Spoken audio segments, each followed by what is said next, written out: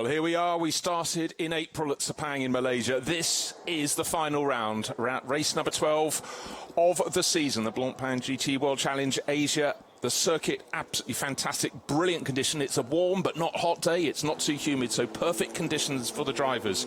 And when we came to the championship finale, Roelof Bruins had a 12-point lead, and after yesterday's incredibly exciting race, the first of two here, that lead is down to 9 points. But there are four driver combinations who can still take that championship. It's Roelof Bruins to lose, but it's going to be very, very interesting indeed. And we had a chat with the leading contenders as we came into the championship at the start of this weekend, and this is what they thought.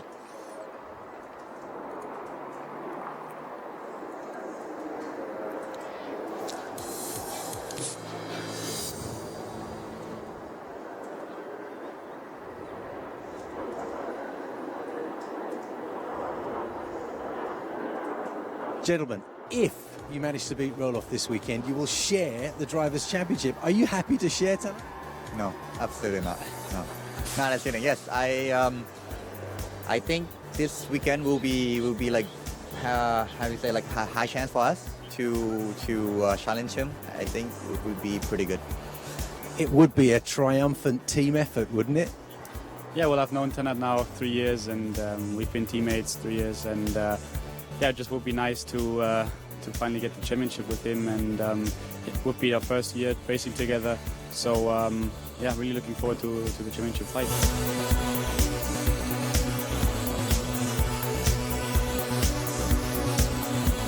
12 points ahead of everybody. This could be the weekend that you wrap it up, but you're in the lead. Do you feel the pressure? Yeah, it's definitely one of the first weekends for us to be leading the pack and going into the last round. I don't know what to expect. I mean, we're doing the same as we do every other race, so hopefully that should be enough. But we didn't have anything extra to give for this round.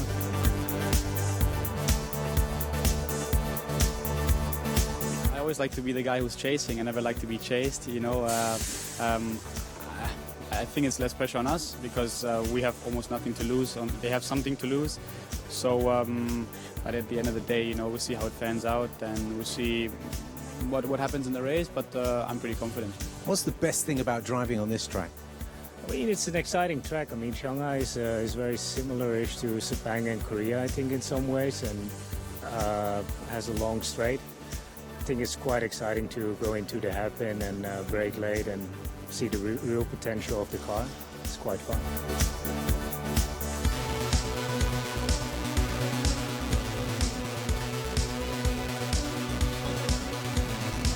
Can you look back at the previous races and say, well, this was the point where I knew it could possibly happen? Nah, but to be fair, when we did the first race, I was like quite confident then already because we have like a really good pairing.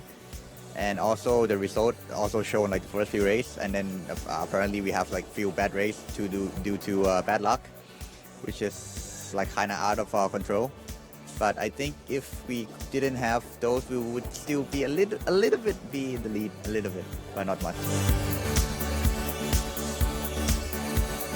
Can you tell us about the complexities of that first turn? Because there are elevation changes and a number of apexes. Is it difficult? Yeah, it's a difficult corner. I mean, it's a blind corner going in. It's quite high speed, and it's a long right-hander, and that makes it also very like interpretable, like how to go in, which line you take, which speed you carry. I mean, it's a difficult one. It's tricky. Like the first corner is not the same. I think there's only one track like this in Asia now, and other part is also like technical. Only the last part is where the long straight is. That's the least tricky part. Finally, if you look back at the season, what's the 1 point so far that's really stood out for you?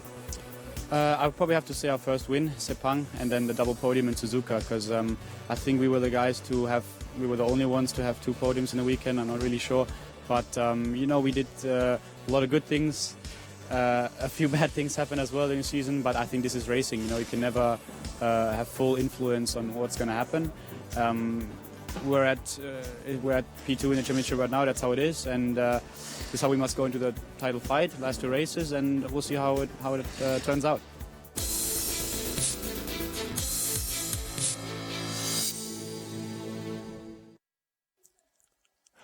So those were the thoughts of the championship challengers coming into this meeting. Ironically, Martin Rump and Wear on Tan won yesterday's race. They have been eliminated from the championship challenge. Vutikorn through Fufusak already now the Pro-Am champion. He has got the outside chance with 126 points. It's going to be very tough indeed for him. Ferrari racer Yuya Sakimoto has had many teammates this year, but there he is in 3rd overall.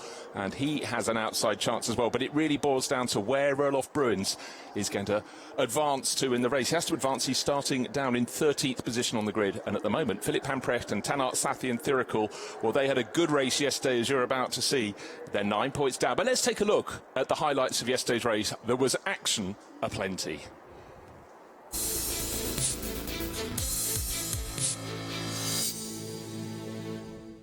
Red surely has to go to green. Now it does. Who gets the better start from the where? It looks as though Wear on Tan had a good start as well, but the pole man Martin Rump has stayed in front. Where is the Mercedes? It looks as though one place has been gained already, but he's on the outside line for the driver now up into 6th place. The championship leader, Roelof Bruins, doesn't want to overdo it, but he's picked off one. He's done well. He's picked off the newcomer in the championship, Phantom Pro Racing. There's experience, but there is experience to control it through the first 3 corners. The man who put it on pole, very well done indeed for Martin Rump, and more challenging in behind. It looks as though we had a spinner right at the back there. I couldn't quite see who it was, Bruce, but I'm sure we'll get there eventually. Well, for Tanart Sathi and Thirikul, he did what he wanted. He didn't get into the lead, but he hasn't been passed. He's got 2nd place. Already the championship leader, Roelof Bruins, has made his way forward. Another person making moves is Yan Chen for the Chinese team. Oh dear, ARN Racing Porsche. This is a car that qualified on pole for the 2nd of the races, but on the exit of turn 3, the car is parked, and sadly so is the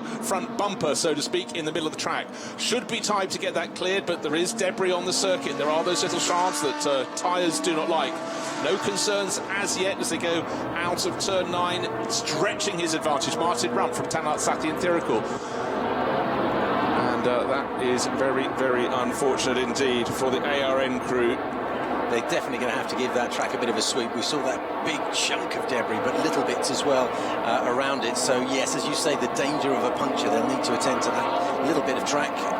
Martin Rump, though, stretching his legs. We're not watching from the 2nd place car. Tanart Sathi and Thirikul 2nd in the championship, 2nd in the race. But certainly the Audi is pulling clear down that super long back straight down to turn 14. They go, not considering braking, not daring brake. Don't brake. Now the brakes are on the Audi. Now the brakes are on Tanart Sathi and Thirikul. Let's hope those behind can get the anchors on. Certainly Sathi and Thirikul really pulled in under braking. He was much later on the brakes than Martin Rump, but Martin Rump controls the race from the front. Wave yellow flag, safety car. There is the message. They can't get the brooms onto the circuit fast enough to clear the debris, so very unfortunate for ARN Racing. Out. Yeah, almost as soon as they started, you can see the drivers all acknowledging, slowing down and weaving away. And for the ARN Racing crew, well, you start middle order. Started 12th of the 23 runners. Hiroaki Nagai. Oh dear, Phantom Pro Racing on their debut in the championship. They looked as though they got very, very close indeed to the nasty bits, the sharp bits, the shards lying on the circuit. Everyone else going through. One of the cars that's going through, actually crowned champions. They were heading here to look to win the AM Championship in GT3, AMAC Motorsports, and Vitana Motorsport the last minute decided not to come, and that means Andrew McPherson and Ben Porter are champions in the AM class. So the lights are out on the safety car. The drivers are international characters. They know what that means, and it'll be dictated. The first car across the start-finish line must be the number 12 Audi. That is the law. No overtaking before then, but it doesn't mean you can get a really, really good run. We'll try and line up a move into turn number 1. The car's almost at the end of the back straight. 28 of them, should have 29, but of course we've lost that ARN Racing Porsche. That's out of the mix. Into turn 14, the little right-hand kink at turn 15. Car number 11 that started from the GT4 pole, coming out of the pits. Clearly a bit of frontal damage. Maybe he got in among the mix with that Ferrari that went around. I think you know it's a bit further back. The guy was further up the track. So, round the final corner, already accelerating hard and has made a very good restart. Martin Rump, you'd have to suggest that Sakimoto was caught napping somewhat in the third place Ferrari. Let's ride on board with Tanat Safi and Thirical, second in the championship, second in the race. Nice tiny line for the two of them into turn one, out of turn one, up to the crest of the hill at turn number 2, trying to put the power down too soon. Martin Rupp getting enthusiastic, the front end of his Audi washing away, got it all together again into the compression at turn 3. Slight kick, turn 4 just coming up now, they've got the run up to turn 5, but Martin Rupp trying to make up, running wide over the curbs on the exit of turn 4 there. But the first two made good the break on that run to the first corner. All looks fairly square and pretty even. No, actually what I'd suggest is a better exit out of turn 5 from the car leading the chase. Tanat Safi and Thirical second in the championship, desperate to take a win here this afternoon. So let's just have a look. Roelof Bruins looked in the back of the shot as though he's still in 6th place, but what he's going to see is those first two, Steve, are escaping. They're pulling clear. Yeah, that means he's jumped one spot, so he's done well. He started 7th on the grid today, Roelof Bruins, so slowly but surely making his way up the grid. What we saw in the first, well, 3/4 of a lap. Oh, now they've got the GT4 Mercedes GTO Racing after a clash on that first point. He came in for a pit stop, probably to have bodywork checked and taped down. He is in front of the race leader. They've got to catch him on a point on the circuit. They're considerably faster. He's GT4, they're GT3, but they don't want to be interrupted, don't want to lose the flow that built up through a corner and lose valuable momentum. But right now it looks so down the long straight they go. They'll pick him off, and you can see that very kindly with the indicator flashing away there, Brian Lee is going to keep out of their way, but he may yet affect those further down the order. The first two cars sweep past Yuya Sakamoto, will follow in the 27 Ferrari, or will he?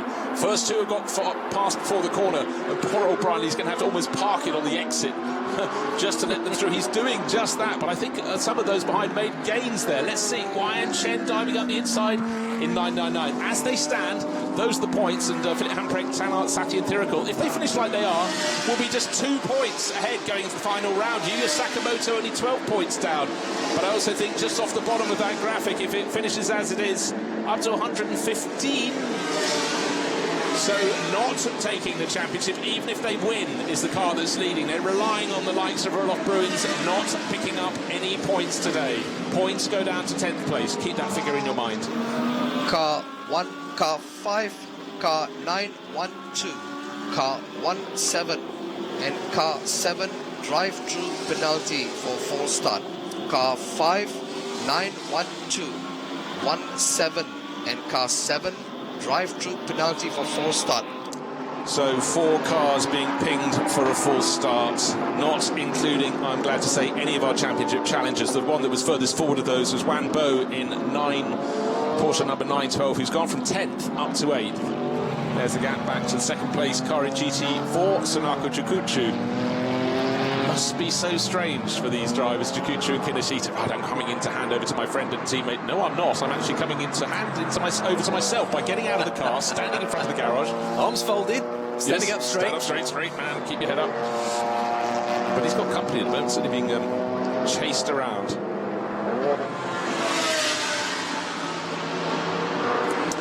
Looking out through the windscreen of the car, running in 8th place overall, Piti Bhirombhakdi, really going very well in the McLaren. It's got better and better. It was very new at the start of the season for SRO Motorsport, but the Thai racer shares with Kei Tasawa, and they qualified very well indeed, and seem to be making further progress. In fact, it's the second race they qualified well for. The fact they've moved up to 8th from 15th, well, that's the star drive of the race so far. Clearly got it very right at the start. Maybe there was a bit of a sort out when you had the ARN Racing Porsche scattered out of the field, the car that brought out the safety car. But for Piti Bhirombhakdi, that's fabulous. Bruce, I'm constantly looking at Roelof Bruins' position relative to the guy in front and the guy behind, and there's a big gap either way. He's 0.4 of a second behind Intra Fuvasak, and then there's quite a long way between him and Fong behind him, almost 4.5 seconds. So he looks safe for now in 6th, but needs to do a little bit of work to take to go by the Thai driver ahead of him. Now just taking a look at some of the battle. Oh dear, David Chiptopian Toro has been tipped around there. So was he given a push by Alex Au? Certainly Alex Au started the lap in the 666 Vincenzo Sospiri Racing Lamborghini. I can't see damage on the front, but he started half a second behind at the start of this lap, and the car in front of him is no longer heading in a straight line, is spun around. You have to presume there was contact between the pair of those, and they were fighting just at the tail of the top 10. 10th position overall they were, 10th and 11th. But lap after lap, it's still Roloff Bruins. Yes, he's gained a position since the start of the race, but he did that in the first corner. And now he is still stuck in that 6th position. 7th became 6th. Can he improve? But don't forget, the race is an hour long. Doesn't have to resort to heroics, but to be honest, he's been close, but not close enough to make a passing manoeuvre yet. I must say, Vujikon into Fuvasak, the Pro-Am Championship leader, is driving very well indeed. And Inter Fuvasak also has a very handy teammate ready to take over. The 918 Panther AS Motorsport car could be handed over to Alexander Imperatori, and they've had a very strong season together. And they've bagged 2 wins, both times in the second race. Last time out in Korea they did it, and at the end of the second round at Buriram in Thailand. Now we've got some overtaking happening further down the field. 912 dies inside 910, which means Wanbo is going past Li Hongli. Great little battles. Both those teams entered under Chinese licenses. 11 Chinese teams, just showing the growth of motorsport right across Asia, but particularly Chinese teams very much like GT racing. I expect to see some more of them in next year's Blancpain GT World Challenge Asia. And the Porsche was sort of out of favour a couple of seasons ago, but really has come on strong through this year. The new engine positioning, much more wieldy than it has been before. Of course, the Porsche body shape has been around for 50 years and more, but clearly a much larger car than it was when it was launched in the early 1960s. There is our champion, our race leader at the moment, Martin Rump, very much the outside chance in this championship, but he's making no mistakes. He wants to stretch his lead. It was 4 and a bit seconds last time around. It looks like it's gone out yet more, 7 seconds now. So the car that was 5th in the hands of Vujikon Intrafuvasak comes in ahead of the championship leader, the car in 6th. But if they finish as they are, he will still be the championship leader, Roloff Bruins, but his lead will have gone down from 12 points to just 2. Manuel Metzger took over from 6th from his teammate. Championship leader Roloff Bruins is now listed in 5th place. He's 8 and a bit seconds down on the number 27 Hub Auto Corsa Ferrari.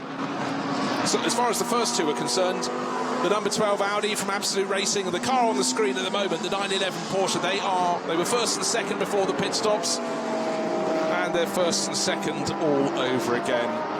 But for Philip Hamprecht, I thought I saw a bit of rear bodywork damage. It might have just been something flapping on the back. No, it's all right, nothing untoward, just a bit of tape catching the light. But the gap between the number 12 Audi, that's got everything lined up for it this weekend. Absolute Racing came here as the absolute outside chance. Literally, if they had 1 point less, I don't think they could have taken the championship victory or something like that. But anyhow, they're 10 seconds clear now. Remarkable run for the number 12 Audi crew, because Martin Rump did a brilliant opening stint from pole position, and Ware on Tan is letting it go. There's the visual. You can see the Ferrari still in 3rd place. Steve has gone and found the man that dominated the first part of the race. Martin Rump is with me. Martin, you look fairly tired. How are you feeling? I'm just mentally tired, man. It's been a long day.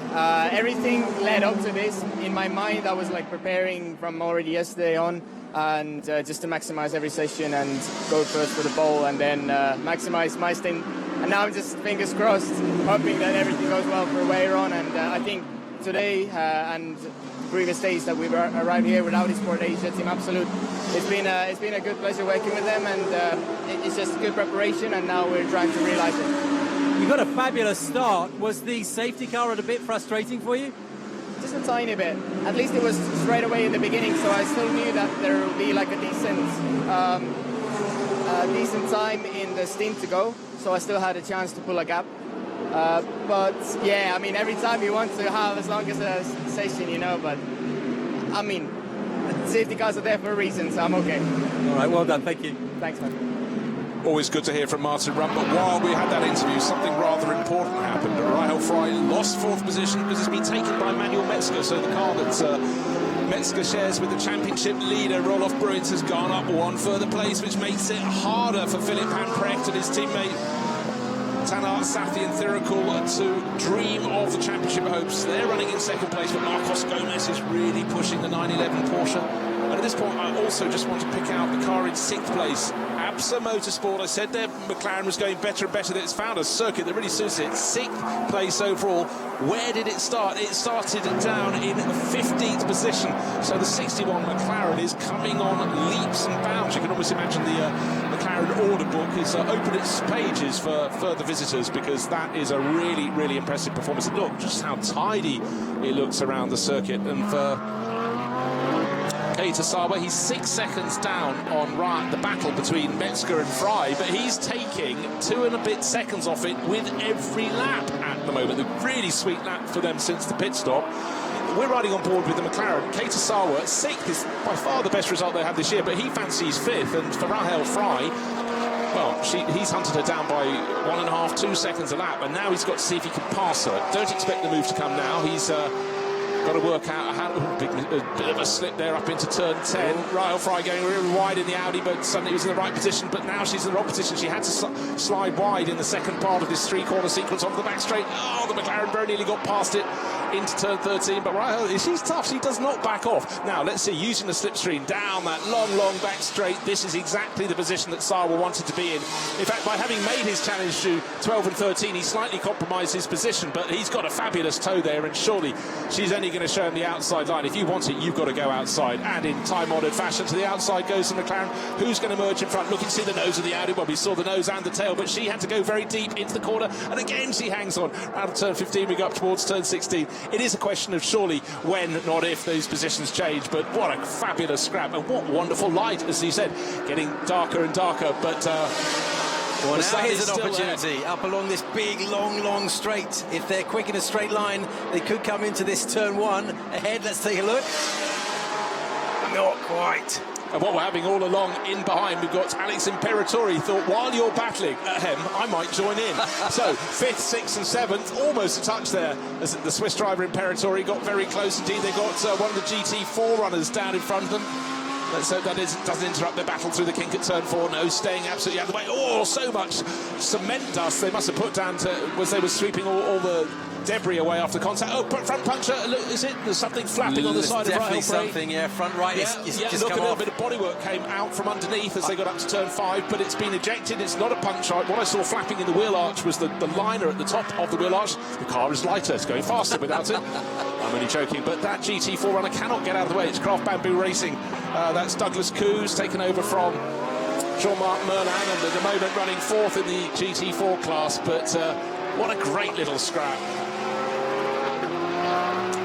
And in the Pro-Am class, it's rather got lost in this battle. I mentioned it once, that the championship leader in Pro-Am, who's gone in through Fuvasak, has got this championship under control far more than Roloff Bruins does in the overall running. And the fact that leading the Pro-Am class, well, second in the Pro-Am class, is his teammate Imperatori. If it stays as it is, he can have a crown on his head this afternoon.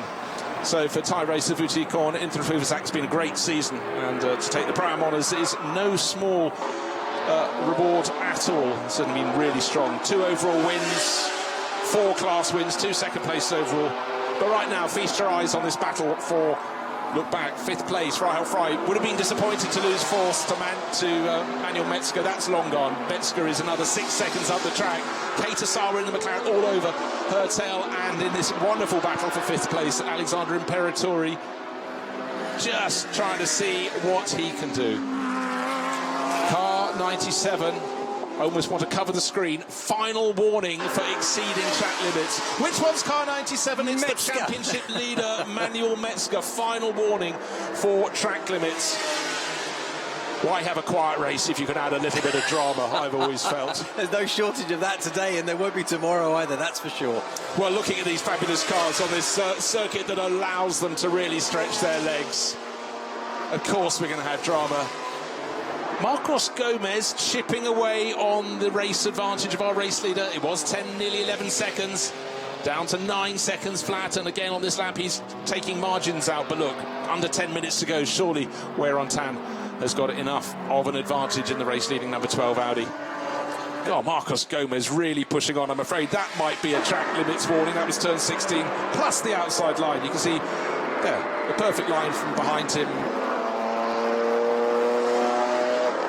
4.1 seconds to good, so just creep onto one further lap, so that shouldn't be a problem. Yes, the gap's come down, but Wear on Tan has got this under control, but it does mean for those who are under a lot of pressure like Rahel Fry, had they backed off, had the race leading car backed off by about another second, that would have been the final lap. They did not, and that means Rahel Fry is going to have to fight for another lap to keep Alexander Imperatori behind her.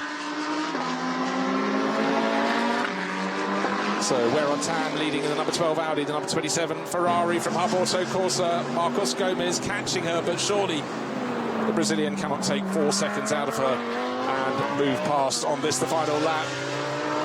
Philippe Pampres, his car started the championship in the championship battle second today, started second on the grid, has slid back as the Hub Auto Corsa Ferrari, and there it is, there's the confirmation this is the final lap. I think they were hovering, but with the number 12 Audi, in fact his last lap was its slowest for some while, but coaxing it home. Doesn't matter if they win by 1 second or 5, it really makes no difference. It will be the 25 points for win, the 25 points that were absolutely essential to keep Martin Rump and Wear on Tan in this number 12 Absolute Racing Audi in the championship battle. To talk about them as the outside bet is almost to underestimate it. It is a giant challenge. They have to win this race and tomorrow's race. Don't forget they have 15 seconds of success penalty to knit into their mix. But you'd have to say, looking at today's form, they are looking pretty good. Their race pace is good, but the trouble is, Wear on Tan qualified 17th out of the 23 GT runners, so I think that is the factor that means that victory today will not, well, yes, it will keep them into the championship, but they need everybody else to have a disaster in the final race, the 12th and final race of the 2019 championship. But they've shown very, very well indeed, all built on the qualifying form of Martin Rump. His brilliant opening stint had a 10-second advantage before the pit stops, and the checkered flag is out for the race winner today, number 12 coming through. So victory for Wear on Tan and the driver who started it all, which is Martin Rump. Marcos Gomez takes second place overall. But let's go down and hear from our race winner, Wear on Tan, with Steve. Yeah, Wear on Tan is with me. Delighted young man, well driven. How's it feel? Awesome. Oh, it'd be much better if we were really in the fight for the championship. But, you know, we came here with one mindset. We wanted to cap the year with a win. Still got one more race tomorrow, but, you know, today was fantastic. Everyone did an amazing job. Martin put the car on pole. Amazing first stint, and we brought it back in P1, just like we wanted. Martin has joined us. Martin, what was it like watching your teammate there? A few nails bitten? Nail bite, yes. That's what I was going to say. Oh, my God. Yeah, we all just worked so hard for this to happen today, and exactly how we planned it. So happy for the team. All right, there's some champagne to come. Enjoy yourselves. Thank you. So, out of the championship, but definitely with the biggest check today, our race winners, Wear on Tan and Martin Rump. They wanted their win, they took the win, and did it in great style. Had performance to spare.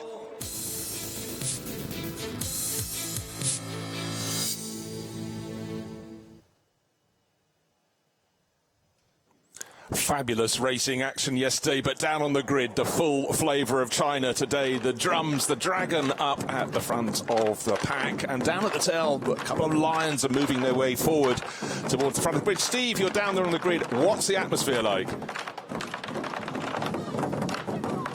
I think the atmosphere is so loud that Steve Dawson may not be able to pick it up. But look at the dragon swirling around in front of pole position. Talking of pole position, the car that should be there, ARN Racing, the Porsche, unfortunately had brilliant qualifying, took the pole position, then was crashed on the first sequence of corners in yesterday's race. The damage too much, and so I'm afraid scratch one Porsche. And for the championship challenges, it moves all of them one position closer to the sharp end of the grid, because certainly our championship challenges are not right at the front of the grid at the moment. They're down mired in the midfield, and they're going to have to work really hard indeed. But right now, enjoy the sights and sounds down on the grid. Let's try again to catch up with Steve and see if he's down there. Steve, how's the action?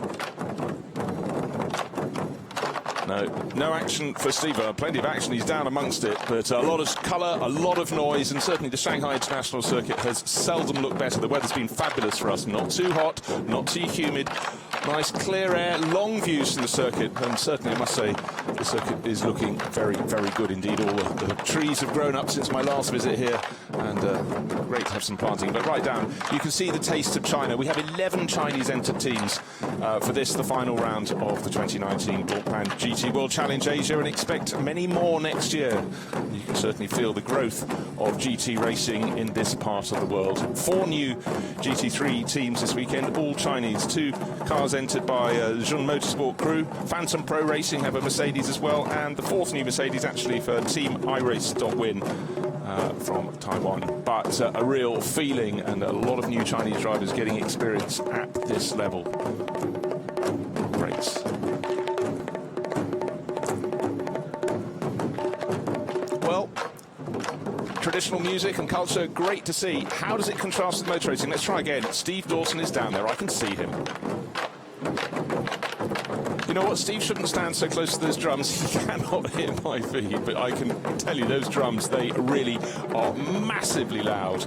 And Steve, you know, his ears have been in cans for a long time. Possibly just can't hear it, but just enjoy the drumming right now. It will come to a crescendo, and we're going to look forward to the Dragon, which will be moving around at the front of the grid. It hasn't moved far from pole position, and it will get to meet the Lion. I think the Lion is about 5 rows back, and when they get to meet, there may be some contact down there, but great to have the sights and sounds of China. Maybe the Lion is going to go and pick out the race winner or the championship winner. It's said to have the eye of the Lion, a bit like the eye of the Tiger, has some merit to it. So we'll see which of those drivers it gets to take a look at, because they could be putting a very special spell on them ahead of this, the 12th race in the 2019 championship. And just to talk about the grid, it really is a mix. Our championship leader is starting in 13th position. That's Manuel Metzger. He's sharing the car with the driver who leads the championship. Manuel hasn't done all the rounds, so he doesn't have as many points as his teammate Roelof Bruins. Roelof starts on 149 points, and the closest challenger is Tanart Sathi and Thirakel and Philipp Hamprecht, who share the number 911 Porsche. They're on 140. They're 9 points down. And effectively, they have to be on the podium, really. We can number crunch a little bit more later in the race. Yuya Sakamoto in the Hub Auto Corsa Ferrari. He is, in fact, pretty well placed. He's starting on row number 4 in 7th place. He's got an outside shot with his Ferrari, but he really, if Bruins finishes higher than 5th, then it's over and out for him. And the real outside chances, Vutikonit through Fuvasak, who just took the Pro-Am Championship yesterday. He is the best place of that group, starting in 6th. He's on 151. The maximum he can score is 151 points. Bruins is already on 149, so Bruins just has to move forward 4 or 5 positions, and that's the championship challenge down to 3. But it's still 4 different combinations ahead of this 1-hour race. A driver change in the middle, don't forget, and many permutations. We'll work through them as the race unfolds. We'll have our little matrices with the points on it that will change all the time. Don't forget, the driver changes can also influence this. There's a 10-minute pit window in the middle of the race, and according to when you come in, and when maybe if you're stuck behind a car that's slightly slower than you, but you haven't found a way past, for example, down that super long straight to turn 14 to the hairpin, the favourite overtaking place, and if you're not making the moves, you could be bottled up. Then you decide to come in as soon as possible. Another factor to consider is a lot of these cars, their quicker driver is in at the start of the race today. We've got some really quick names. Chris van der Drift is on pole position for the Chinese JRM Porsche team.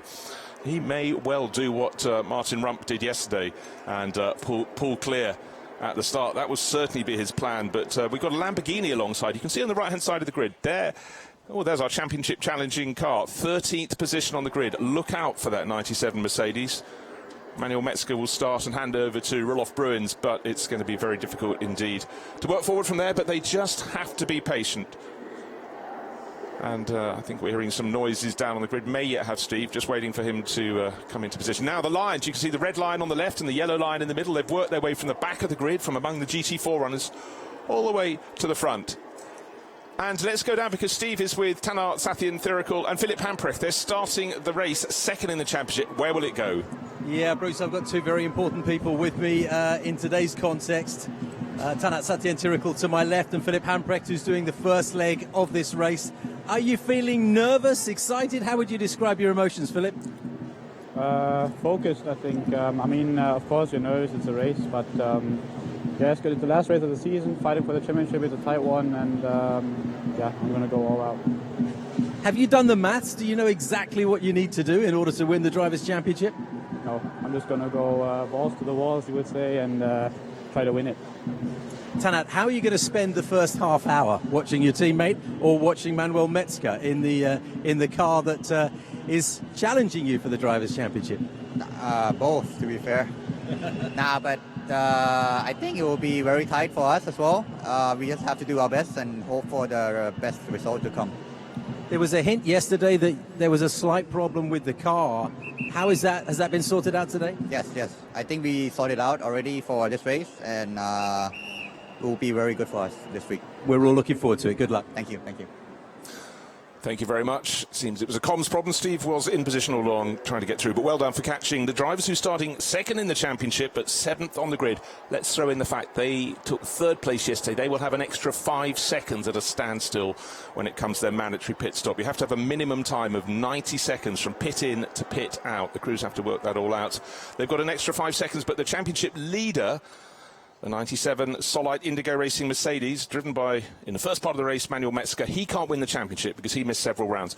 But Roelof Bruins, who do the second half of the race, no success penalty. He took the points for 4th place. That's the first of the crews that does not pick up success penalty for their pit stop. So, yes, he's starting 6 positions further back on the grid, 13th as opposed to 7th.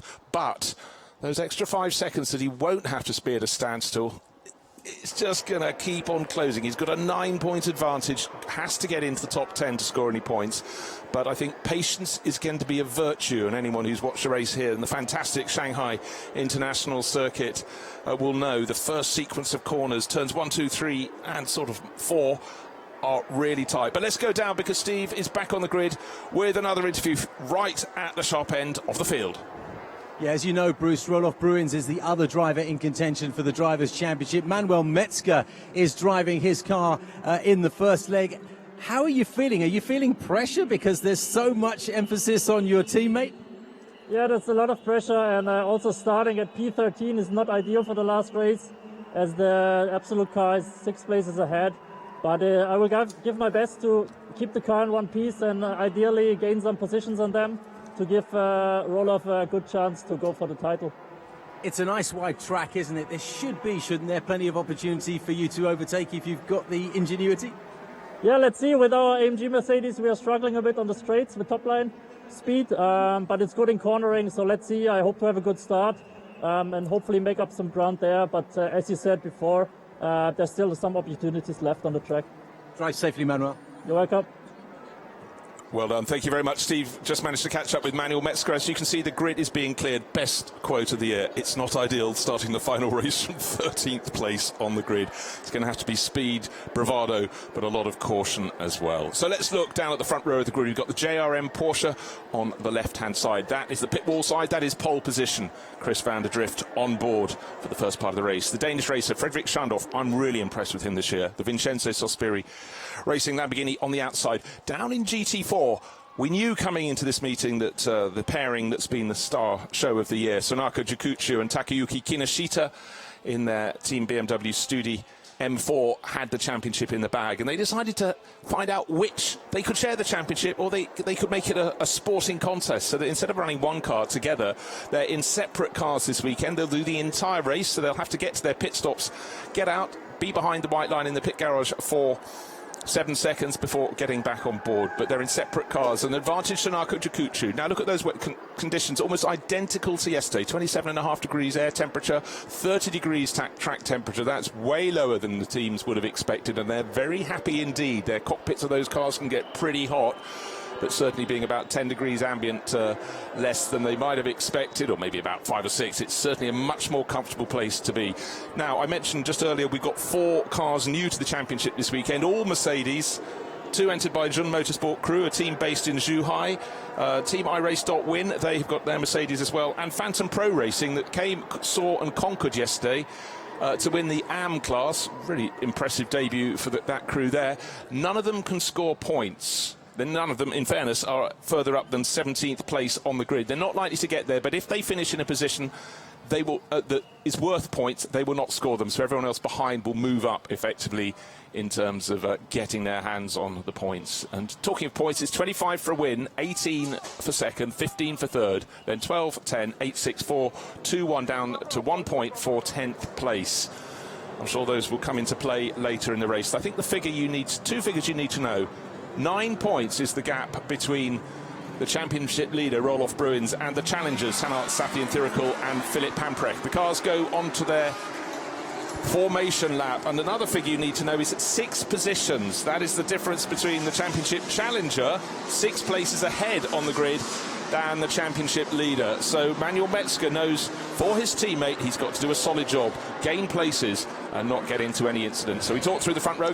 Frankie Kung-Fu Cheng, there he is in his Audi in 3rd position. Alessio Picariello, his teammate didn't help him yesterday, but expect him to try and pitch for another win. Alex Imperatori in the Pro-Am Championship winning car is on row 3. And Shane Van Gisbergen, the shiniest car in the field, it's bright silver, the 888 Racing Mercedes. Look for that coming forward. Also, Marcos Gomez was a star in the second part of the race in the Hub Auto Corsa Ferrari, got it up to 2nd place. So a real mix, but look, we've already been past the championship leader in 13th place. He, in fact, is in the pits at the moment. Manuel Metzger will kick off. Steve Dawson caught up with him on the grid, and Steve has sprinted all the way up to where we are. Well done for getting those drivers down on the grid. A little technical problem, but really well done. But what was the atmosphere like between the championship challengers? A bit tense today, I felt. It is a bit tense. You know, Philip and Tana in particular, young men, and they enjoy the whole experience. But maybe just the edge of enjoyment has been removed because they're focused. I mean, you heard Philip use that word "focus" to describe his overwhelming emotion today. I was also impressed with Manuel. You know, he's not involved in the Drivers' Champion, but he knows the importance of the role that he's going to play. Yeah, and I mean, Manuel on the roster of Mercedes Works drivers going around the world competing here, there and everywhere, and he's done a really, really good job this year alongside Roelof Bruins, but hasn't been here for all the rounds. That's why they don't have the same tally of points, but as you say, he is here to do his bit. So 28 cars coming out to play. Unfortunately, we've lost 1 car from the field, and even worse for the ARN racing team, it's their Porsche. And what makes it worse still, it had its best qualifying result. It should have been starting on pole position, but alas, the damage on lap 1 yesterday was too much for it to continue. So, tension all around. We've got 6 cars in GT4 class, and by our maths, that makes 22 in GT3, the senior class at the front of the field. More aerodynamic, powerful, faster cars. Certainly look far more aggressive in their stance when they're in the paddock. You can just see the GT4 kind of cars, tail end of the field, smaller wings, less dramatic looking. But they had their own battle within. We also have the Pro-Am class battle, we have the Silver class battle and the Am class. So it could be a very busy place on the podium. We may well have a winner today who isn't one of the championship challengers. You certainly have to say, with the best championship challenger, the highest place starting 6th, and 1 in 7th, 1 in 10th, and our championship leader in 13th has been a real stirring of the grid. And it was 1 second. It's a long lap here as well. The top 14 cars covered by 1 second. It was super close. And on these small margins, the championship, maybe to an extent, has been slightly sorted ahead of the race. But it certainly put people like Manuel Metzger, you can just see him up on the left-hand side of your screen, behind the blue-nose Ferrari. He's got to be very careful, but he's also absolutely got to gain a few positions on the first lap, Steve. Yeah, Metzger's in the 97 car. Keep an eye out for him. As you say, because the timing is so tight, the top 14 separated by just a second in qualifying, there's going to be every opportunity that there'll be plenty of overtaking. That's what we love to see in motor racing. You know, what's adding to the wonderfulness is the crowd, and they're going to enjoy this start. Well, they're actually standing up in the grandstands there to take a look. Almost a rolling start from Frankie Chen Kung Fu in the metallic blue Audi, and he's actually unfortunately gone backwards instead of forwards. He's gone down. Now, who has gained places? Looks like Philip Pamprek has gained positions for the championship challenge. Oh, a bit of a Porsche. Alessio Picario given a nudge sideways. It's very, very busy. Looking forward from Philip Hamprek's windscreen. He's got some cars that started behind him, ahead of him. So that's advantage to Roelof Bruins. Waiting to see where Metzger is. Of course, he's in that championship challenging car. But, well, it's I said look out for the bright silver Mercedes. We didn't talk too much about Shane van Gisbergen. He looks like he's about to go into third place. He started in 8th. No, Picariello keeps him back in 4th. First 2 cars, the front row. Chris van der Drift, Frederick Schandorf pulling clear already. And now Picariello just edging out Shane van Gisbergen. In behind a driver who's made a real flyer is Leo Yihong Lee up into 5th place. But where are the championship challengers waiting for Metzger? He's gained 3 places, and Philip Hamprecht is in 6th, so he's gained 1, but advantage, you have to say, for the championship leading car. Yes, 7th actually for Hamprecht, just at the moment. Oh, no, you're right, he has gone up to 6th, you're right, so he's gained a place. So every one of our 3, effectively, Drivers' Championship challengers have improved on that first lap. There's a long way to go, though. You shouldn't have corrected yourself, you're right. In fact, Hamprecht has just gone back behind Alexander Imperatori, so it's changing that fast. But the real scrap at the moment is the first to escape, is the battle for 2nd place between 2 of the quickest drivers in the championship, you'd have to say, on qualifying form. Alessio Picariello and certainly Shane van Gisbergen was taking no prisoners on that opening lap up into 4th place. Not bad, gaining 2 rows, but at the end of the lap, the first 2 pulling clear. Philip Hamprecht, it's now settling down in that 7th place, fleetingly got into 6th, but you can imagine it's very nervous in that cockpit. A whole gaggle of Porsches. It's another place gained potentially by Manuel Metzger. Have to wait for the start-finish line, see if he comes across in 10th or 9th. He's just got Marcos Gomez behind him. Well, let's wait and see. Over the start-finish line, 1 lap, but this 1-hour race has been completed. It's Chris van der Drift by 0.8 of a second. Then there's a 1.3 second gap back to 3rd place. But let's see, the championship leader, his car has gained 3 places up to 10th. Philip Hamprecht has not gained any places at all, but he hasn't lost any either. Fleetingly, he got up a position. Some moves being made down in the middle order. Yes, just seeing the Ferrari being passed, 75, being edged backwards there. Fraction over a second between Hamprecht and Imperatori ahead of him. The gap between Metzger and Melvin Moe, who's up in 9th and ahead of him, is about 7 tenths. Yeah, Melvin Moe having a really good run. He just picked off Rio Haryanto. This is a Melvin Moe who's left his form very late in the season. He's coming on very strong. That's the Mercedes with the pink colours on its flanks. 9.12 on the screen, that's Leo Yihong Lee. He's having a very good run indeed. He's only gained, well, in fact, he hasn't gained any position, but he's been in that real sort-out in the first handful of corners. He held his ground. Some were coming past him, some were going back in the opposite direction. But right now, Chris van der Drift, Frederick Schandorf pulling clear, and now Alessio Picariello's got a tiny bit of a gap ahead of Shane van Gisbergen in the battle between the Mercedes and behind Leo Yihong Lee, Imperatori, Hamprecht. But 97, gaining ground all the time.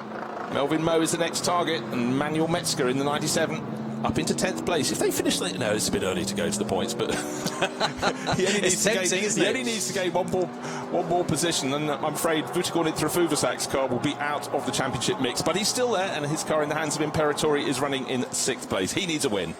Metzger looks as if he's jumped from 10th to 9th, having overtaken Haryanto there. Closer and closer now, just Melvin Moe separating Hamprecht from Metzger. Yeah, Melvin Moe has about a 2-second advantage. They go down the back straight into turn 14. 97, they're now in... the car that's starting to make the moves is Marcos Gomez. He was sort of a little off the front end of the grid, but on his pace in the second half of the race. Look out for that number 27, Hub also calls Ferrari. I think he could be a fly in the ointment for Manuel Metzger, but coming out of turn 16, there's about a second's gap between them. First 2 are well clear now. 1.3 seconds the advantage between first and second.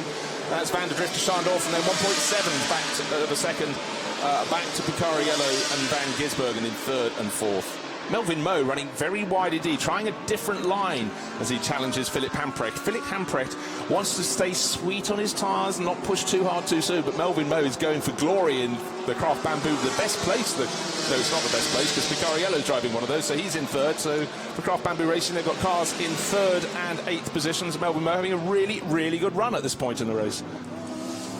So let's look at the gaps. Melvin Moe's best finish actually is a 16th place, so he's right at the front end. Someone's sounding very ropey coming down the start-finish straight. I think it's one of the SRO Motorsports cars new to championship. That would make it Josh Burden, who's clearly had no pit visits, but there is a problem because he's only got 2 GT4 cars behind him. Talking of GT4, let's tell you who's leading that. It's Team BMW Studi 1-2. Oh, I see Douglas Koo's cars at the side of the circuit, and we seem to have lost wear on tan as well. I saw Douglas Koo, who joined the Craft Bamboo GT4 line-up.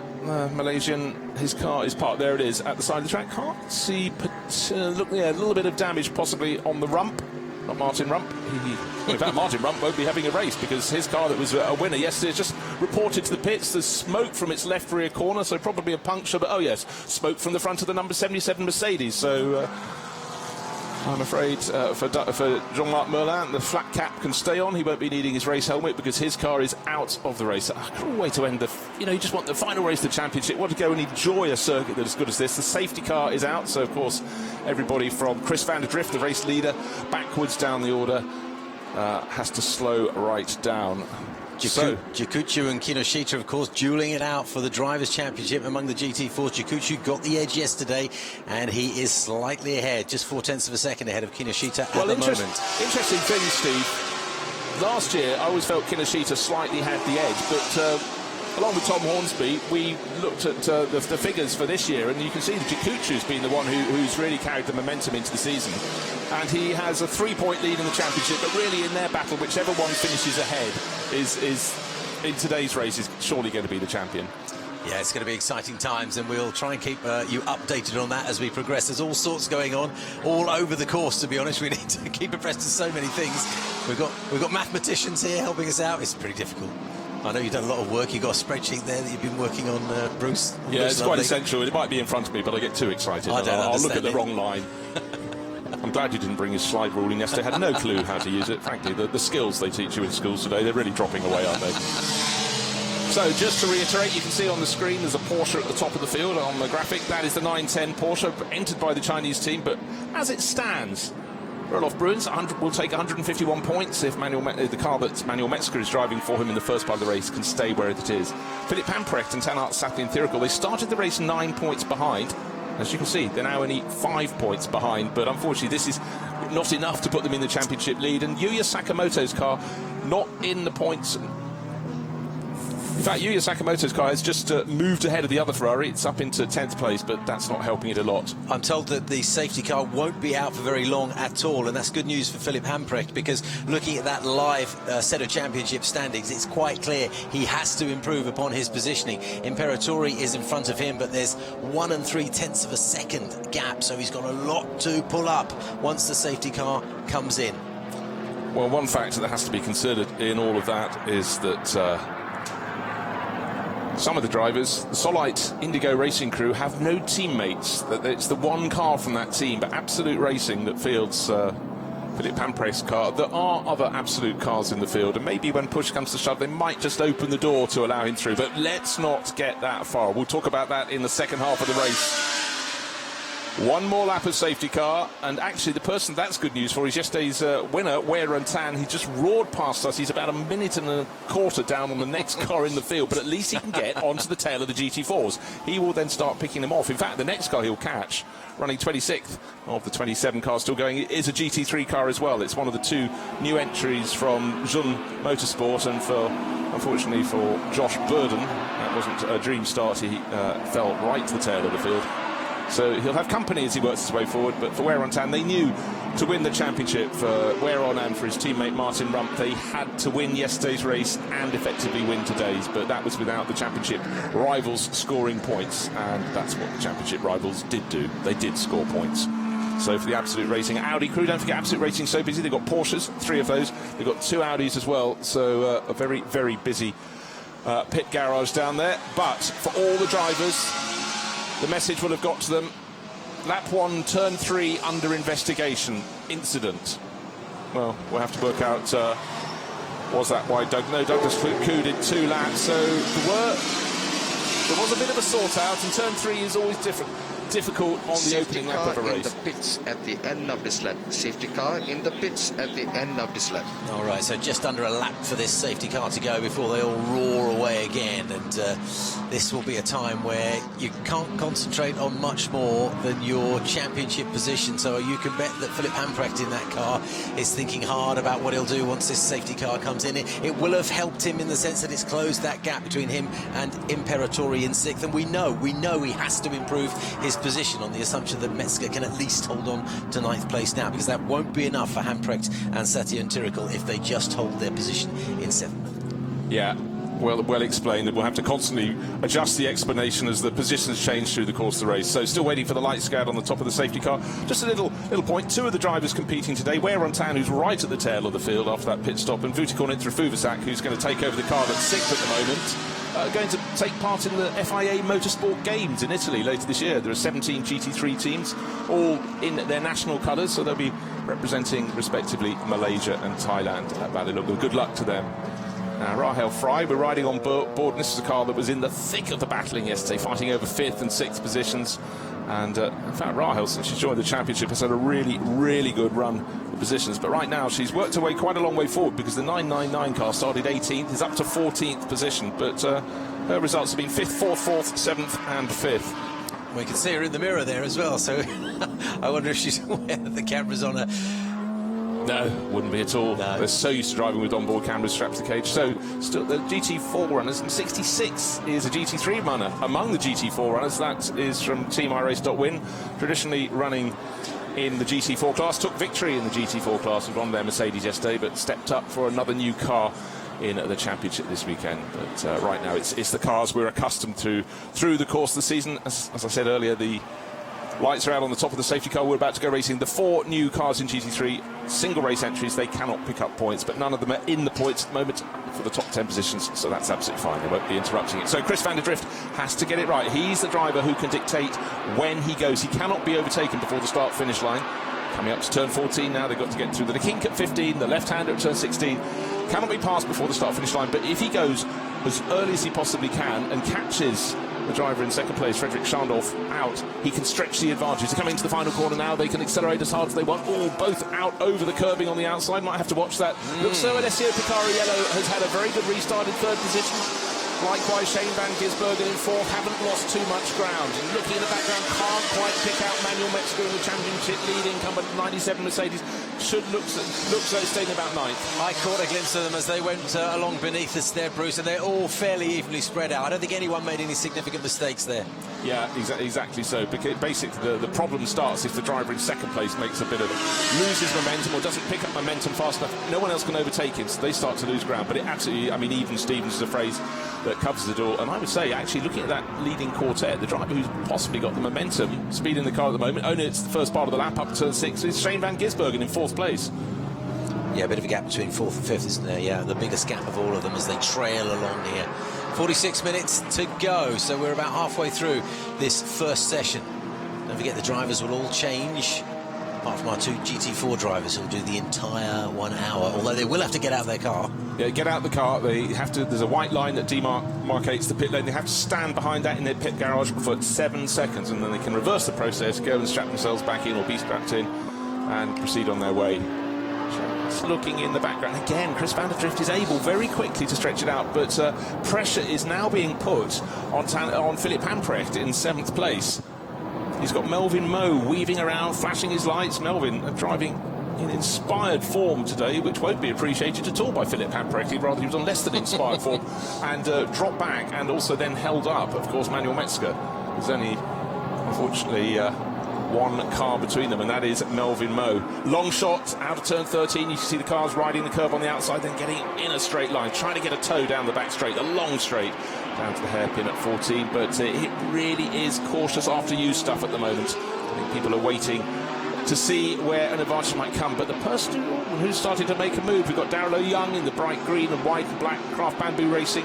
3rd place in the Craft Bamboo Cruise at the moment, having good old scrap with the T2 Motorsport Ferrari. Rio Harriento, former Grand Prix driver from Indonesia, scrapping away. The Anstone Mercedes tucked in behind Naoki Yokomitsu, the wheel. That's the one that looks so it's gone past the junior art class. It's bright blue and it's covered in red, orange and yellow splotches all over.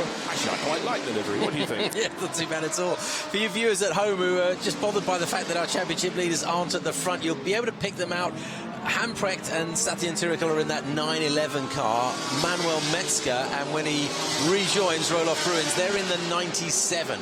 As you say, at the moment, separated only by Melvin Moe. So they're just in the sort of front third of our troop of cars. So pick them out with their numbers and see if you can see what ground Hamprecht is making on the guy in front of him, because that's the all-important gap at the moment. Now, also, a lot of the cars starting at the front of the field are Pro-Am cars, and that means the Am driver is going to be going in the second part of the race. So if you've got a silver pairing, that's pros, pro standard drivers, both in your first stint and your second stint, you're going to be working an advantage. So expect this race to really, almost like a handicap race, to unfurl the whole way to the finish. Some of the slower guys taking over the cars that are at the front are going to have to fight very, very hard for their position. And the pros who are on board at the moment are trying to give them as much a time advantage as they possibly can get. Ooh, driver in 5th place, Alexander Imperatori. Track warning, you get them for exceeding track limits. In fact, car 999, Rahul Frey, we're on board with her in that Audi, did it at turn 16, the last corner. And the car running 5th, Alexander Imperatori, who's just actually gained a position over Liu Yihong Li. All over the curbs. He's able to stretch his legs, but he's going to be a driver who's being watched. He's going to hand the car over to Vutikorn into Fuvasak. Still the ultimate outsider. Vutikorn needs everybody to retire in this race. Effectively, he's the 4th of the championship challengers.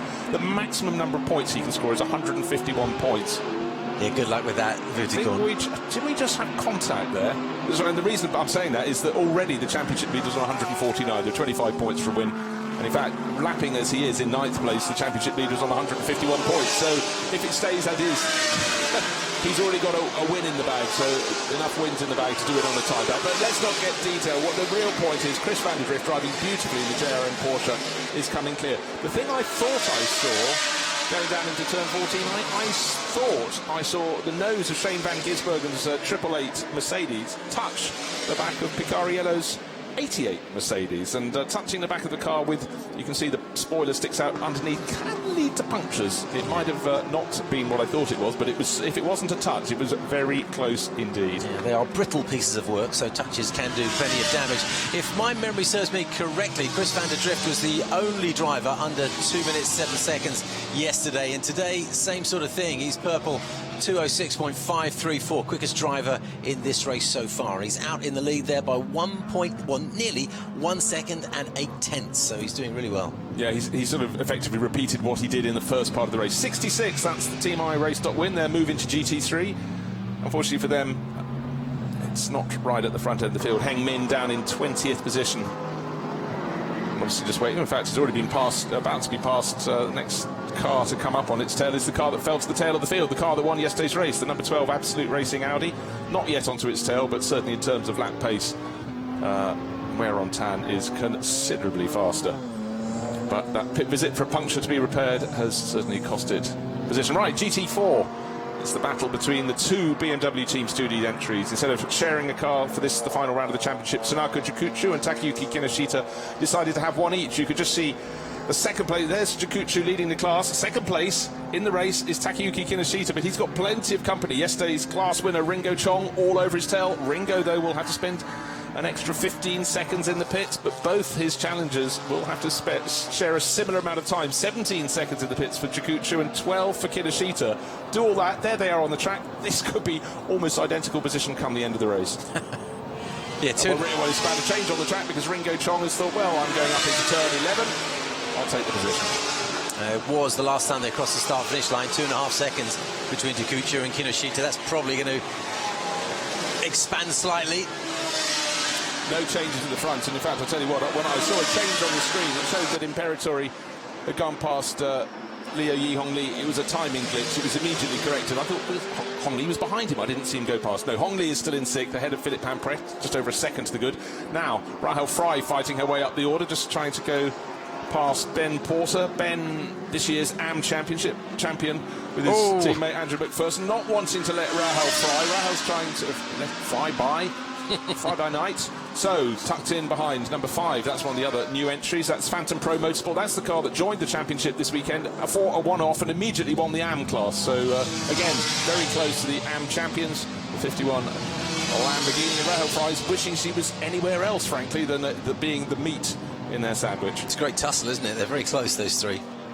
It is. You'd expect in terms of performance for Rahul to find her way by, but Ben Porter doesn't want to get out of line because he knows that he'd suddenly lose the AM class advantage because that black and gold Phantom Pro Mercedes is tucked in onto their tail. And the car that was going really, really well yesterday, the SRO Motorsports McLaren right down at the tail of the field. Oh, Ben Porter completely off the track there, trying to set a Rahel Fry. He might be warned for using the track and that little bit more. And in fact, in terms of the class battle, he might as well let her go past because Rahel's not in the AM class. Look how close they get on the corners, though. They're almost touching, aren't they? It's great onboard footage. Yes. I could watch onboard footage pretty much all day. In a tussle like this, you can just see how, you know, one driver is tight in and then wide out, and the other one's wide in and tight out, and then someone else will do another move entirely according to what they're up to. But now, riding down the back straight, you go the slight bank as you come out of turn 13, you ride the curbs on the outside, you can see Rahel's just starting to pick up a bit of a toe, but it was a really good exit by the Lamborghini. Now is Ben Porter saying, if you're coming past me, you've got to go on the outside. Rahel has more speed in that car, there is more speed in her, but Ben Porter, as he showed at Suzuka, can really put up a battle if he feels like it. Found himself at the front end of the field and did a fabulous job at Suzuka in the middle of the championship. All the times are being refreshed, Bruce, and just quick look at Hamprecht and Metzger and where they are now. Hamprecht's closed the gap on Hongli to about 5/10. Mo is 5/10 behind him, and Metzger 1.3 seconds behind Mo. So the chances of him overtaking Melvin Mo at the moment not so great. No, and I would think that maybe oh dear, we've lost one of the Zun Motorsport cars. That's number 7. So unfortunately, there's flames there as well, Bruce. On the other stereo, look. So for Karchun Ma, just well, it's the engine's still firing. But pyrotechnics. Yeah. So unfortunately, that's one of the 2 engines from the Zun Motorsport Group. Now Frankie Chenkong, well, it's spun around and it's got going, and that was at the final corner.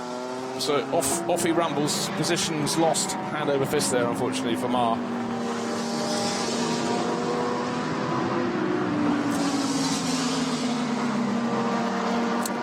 So Steve's venturing down to the pits because the pit stops can start within 2.5 minutes from now. They can start between 35 minutes left in the race to 25 minutes left in the race. It's a 1-hour race. Driver changes in the middle, with the exception of the 2 GT4 BMWs, where they're solo drivers. They do the first stint and the second stint, but do have to get out in the middle part of the pit stop. Get out of the car, stand in front of the garage, wait for a bit, and 7 seconds to be precise, and then return. Now, Keita Sawa yesterday did the first part of the race and went from 15th up to 6th place, and then, sorry, PT Birnbach did the first part of the race. He's doing the second part today, but really was storming in the McLaren. But it's a different story today, as it is for the 999 Audi up in front of them. They were fighting over in 5th and 6th positions. And right now they're not. They're fighting over 16th and 17th. I said that qualifying was incredibly close, and you can imagine just being a second off pole to start down in 17th position is something that's you won't find in many championships. But Chris van der Drift continues to stretch advantage. 4.3 seconds to good. He nearly gained a second on that lap below. Frederick Schandorf in second place. The white Lamborghini, number 666, has company though. You can see he's not totally focused on what's ahead. He's very focused indeed on what's behind. Alessio Picariello in the 88 Craft Bamboo Racing Mercedes on his tail. The 888 Racing Australia entry. Shane van Gisbergen.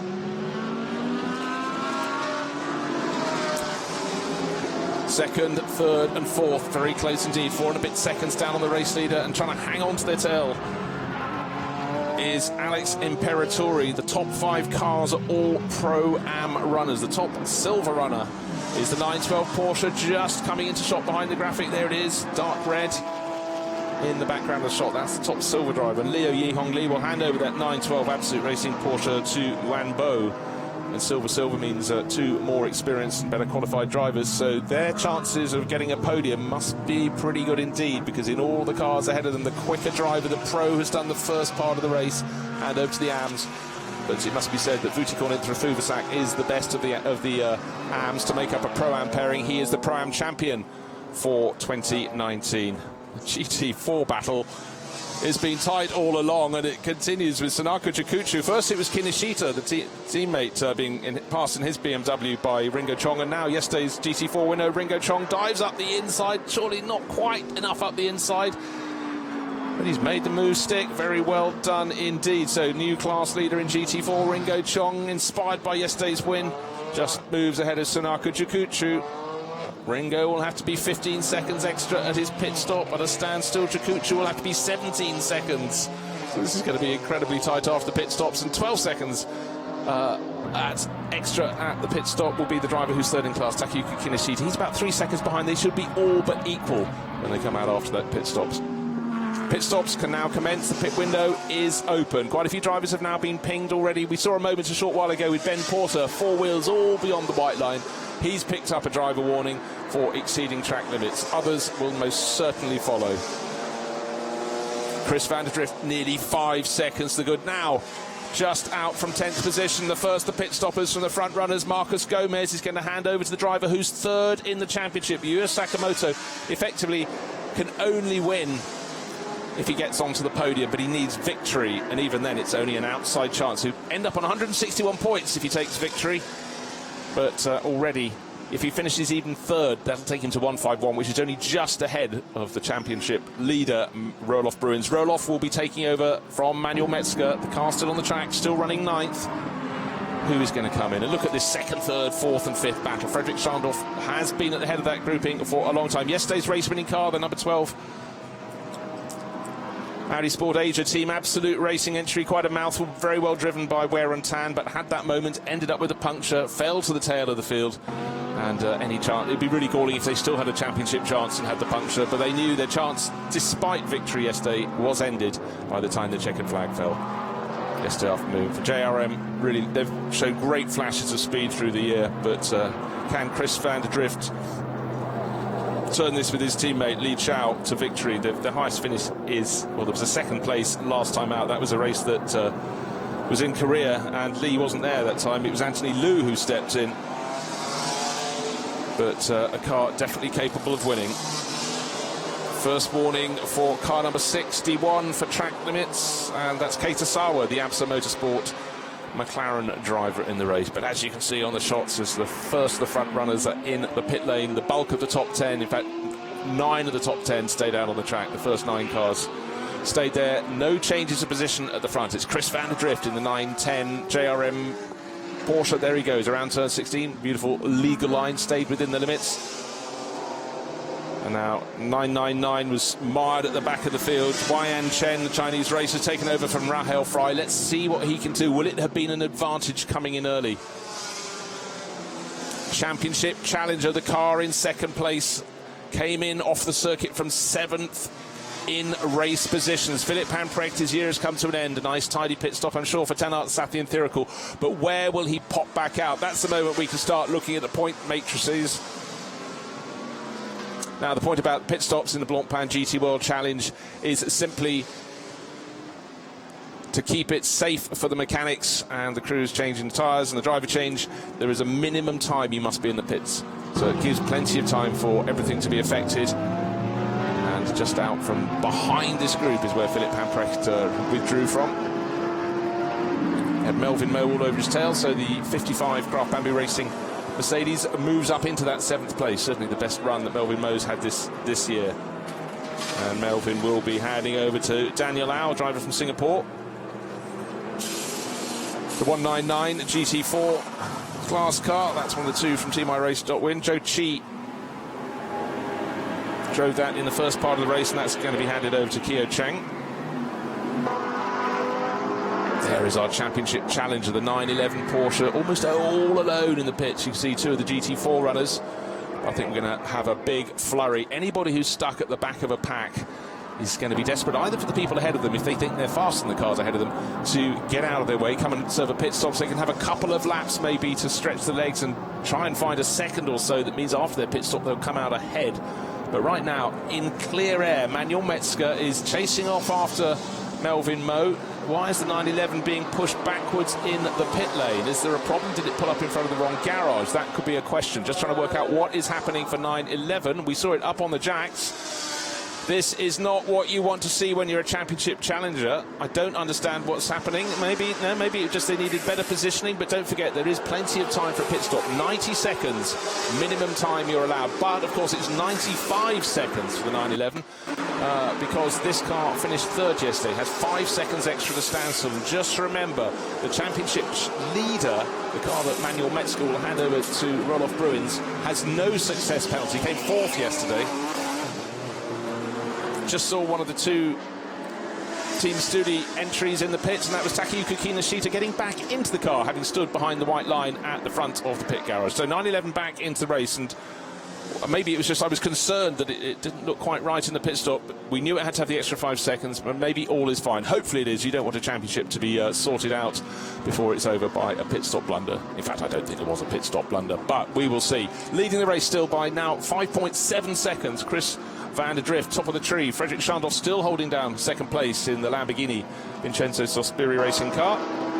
And now the pits again, really remarkably quiet. The Phantom Pro Racing new entry won't be good for points, but let's see if it can get towards the top 10. But that's also in the pits. All the major runners up on the circuit at the moment. Just seeing 97. This is the car that championship leader Roelof Bruins will take over after Manuel Metzger comes in. And Manuel running around in 8th place. Don't forget, started 13th, so 5 places gained.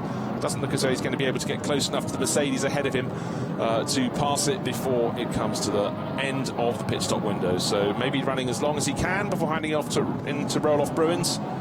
But either way, his hand is going to be forced in the next lap or so. And for our race leader, Chris van der Drift, the 910 Porsche from JRM, down the long back straight to turn 14. He can see a gaggle of cars up ahead of him. He's got to start considering when he's going to come in and hand over to Li Chao. Doesn't want to get delayed by those GT4 runners. In fact, I think there are some of the GT3 runners. So I see the 999 Audi up in front of him. That's already served its pit stop, but one further lap for Chris van der Drift. The lap time around here is 2 minutes, the fastest run in the race, 2 minutes 6 seconds. So he can do a similar lap and get in before the clock at the top of your screen has counted down to 25 minutes. If you go into pit entry after it says 25 minutes, you're done. You have ruined your race. So we saw Takayuki Kinoshita come in to serve his pit stop. Of course, it's a wheel change. The driver has to unstrap himself. Get out. You'll see now Sonako Chikuchu do exactly the same. He will have to go around the front of the car, stand in the pit lane. Thanks very much. Right, apparently, just what you don't want. Hot news here. There was a problem for the 911 pit stop, had to move to the neighbouring pit box because there was a problem with the air supply, obviously, which is essential for the wheel gun or the jacks. Oh my golly, you're trying to keep cool, calm and focused, and I'd say that Philippe Pamprek did a good, solid job in the opening stint of the race. He started 7th, he came in from 7th, and will have lost a handful of seconds with that. A handful of seconds I'm sure they could not afford to lose. Now, out on the track, Frederick Schandorf is very resilient indeed. Alessio Picariello desperately keen to get past, but he has been so since the start of the race. He moved up to 3rd on the opening lap and has from 4th got ahead of Frankie Chen Kong Fu. In fact, the number 13 car has tumbled down the order, went down to 8. That was the real loser on the opening lap. And right now, it looks as though Alessio Picariello can do nothing about Schandorf. They're all going to be handing over to their less experienced teammates, so they're going to stay out as long as they possibly can. Picariello, before he hands over to Jeffrey Lee, is desperately keen to gain the position, if only for his own personal pride. They're not in the overall championship battle, not at the very sharp end. Only 4 crews can still take victory in this race. Vuittegorn in through Fuverstack, very much the outside chance. He's placed 4th, he's already won the Prime title, and here is Manuel Metzger, handing over to Roelof Bruins. So the championship leader in and out. Does he come? He comes out still behind the 912 Porsche, that's fine. He was behind that on the circuit before. Oh dear. Well, confirmation of what a disaster it was for the 911 crew. I mentioned a problem with their air guns not working. Their pit stop, how much longer than normal? 40 seconds. That is so cruel. So many minor factors can turn results on their heads. So suddenly we maybe have to start looking more at what the number 27 Hub Also Corsa Ferrari can do. So out of the lead of the race, that's 3rd in the championship at the moment, but I doubt they will have a 40-second bonus time, or not bonus, penalty time in their pit stop. So Chris van der Drift handing over to Li Chao. Well, as I said, it's quite possible whoever wins this race won't be in the championship battle. Let's see where they settle down, but certainly, unfortunately for Tanart, Sathi and Thirikul, by the time the 97 car is back on our timing screens, that's probably going to be up in about 7th position, and they're going to be down in about, I don't know, 15th, 20th position, so you have to say the championship is over. Now, the pit, a lot of the teams clearly waiting until the final lap they could possibly come in before the pit window closed. I think we may well see the Lamborghini going back out into 2nd place in the hands of Alex Au. It's just on the bottom left of our screen, but maybe Jeffrey Lee in the 88 Craft Bamboo Racing Mercedes will come out ahead. Let us see. But don't forget, you don't really gain an advantage in the pits here because there's a minimum pit stop time. And if you do, you have to consider, did you serve the full 90 seconds? But unfortunately, what we do know, served 135 seconds in the pits because it was 40 seconds over the 90 and an extra 5 seconds for a penalty was Tanart Sathienthirakul's car that he's now taken over from Philippe Hampress, just waiting for a few more cars to cross the start-finish line, loads of them clearly in the pits, to see how far down the order the 911 Porsche has fallen. Well, let's go down. Manuel Metzger did a fantastic job. His car is now in the hands of Roelof Bruins, and he is in the hands of Steve. Plenty of activity here. Bruce Manuel Metzger, we all know, understood the situation that he was in terms of helping his colleague win the Drivers' Championship. How did that first leg go for you, Manuel? Quite well. I had a good start, so the initial start was not good. But in first corner, we could so I think went up to P10. Could catch another Ferrari, so went up to P9 and was just 2 places behind the 911. So that was the goal, to stay close because they have this 5-second penalty, and yeah, that we achieved. And so far, I'm very happy. What was Roelof's state of mind before the race? Did he get a chance to chat to him much? Yeah, we chatted a lot at the breakfast yesterday at dinner. So both of us, to be honest, were quite nervous, as both of us never were in that situation to race for a title, and especially him. So I think he's very focused and clear what is the goal, and I think he will achieve that goal. So you'll be watching the rest of the race in front of a screen, fingers crossed? Yes, for sure, fingers crossed, and hope for the best, but he will do it. All right, thank you. You're welcome. Back to you, Bruce.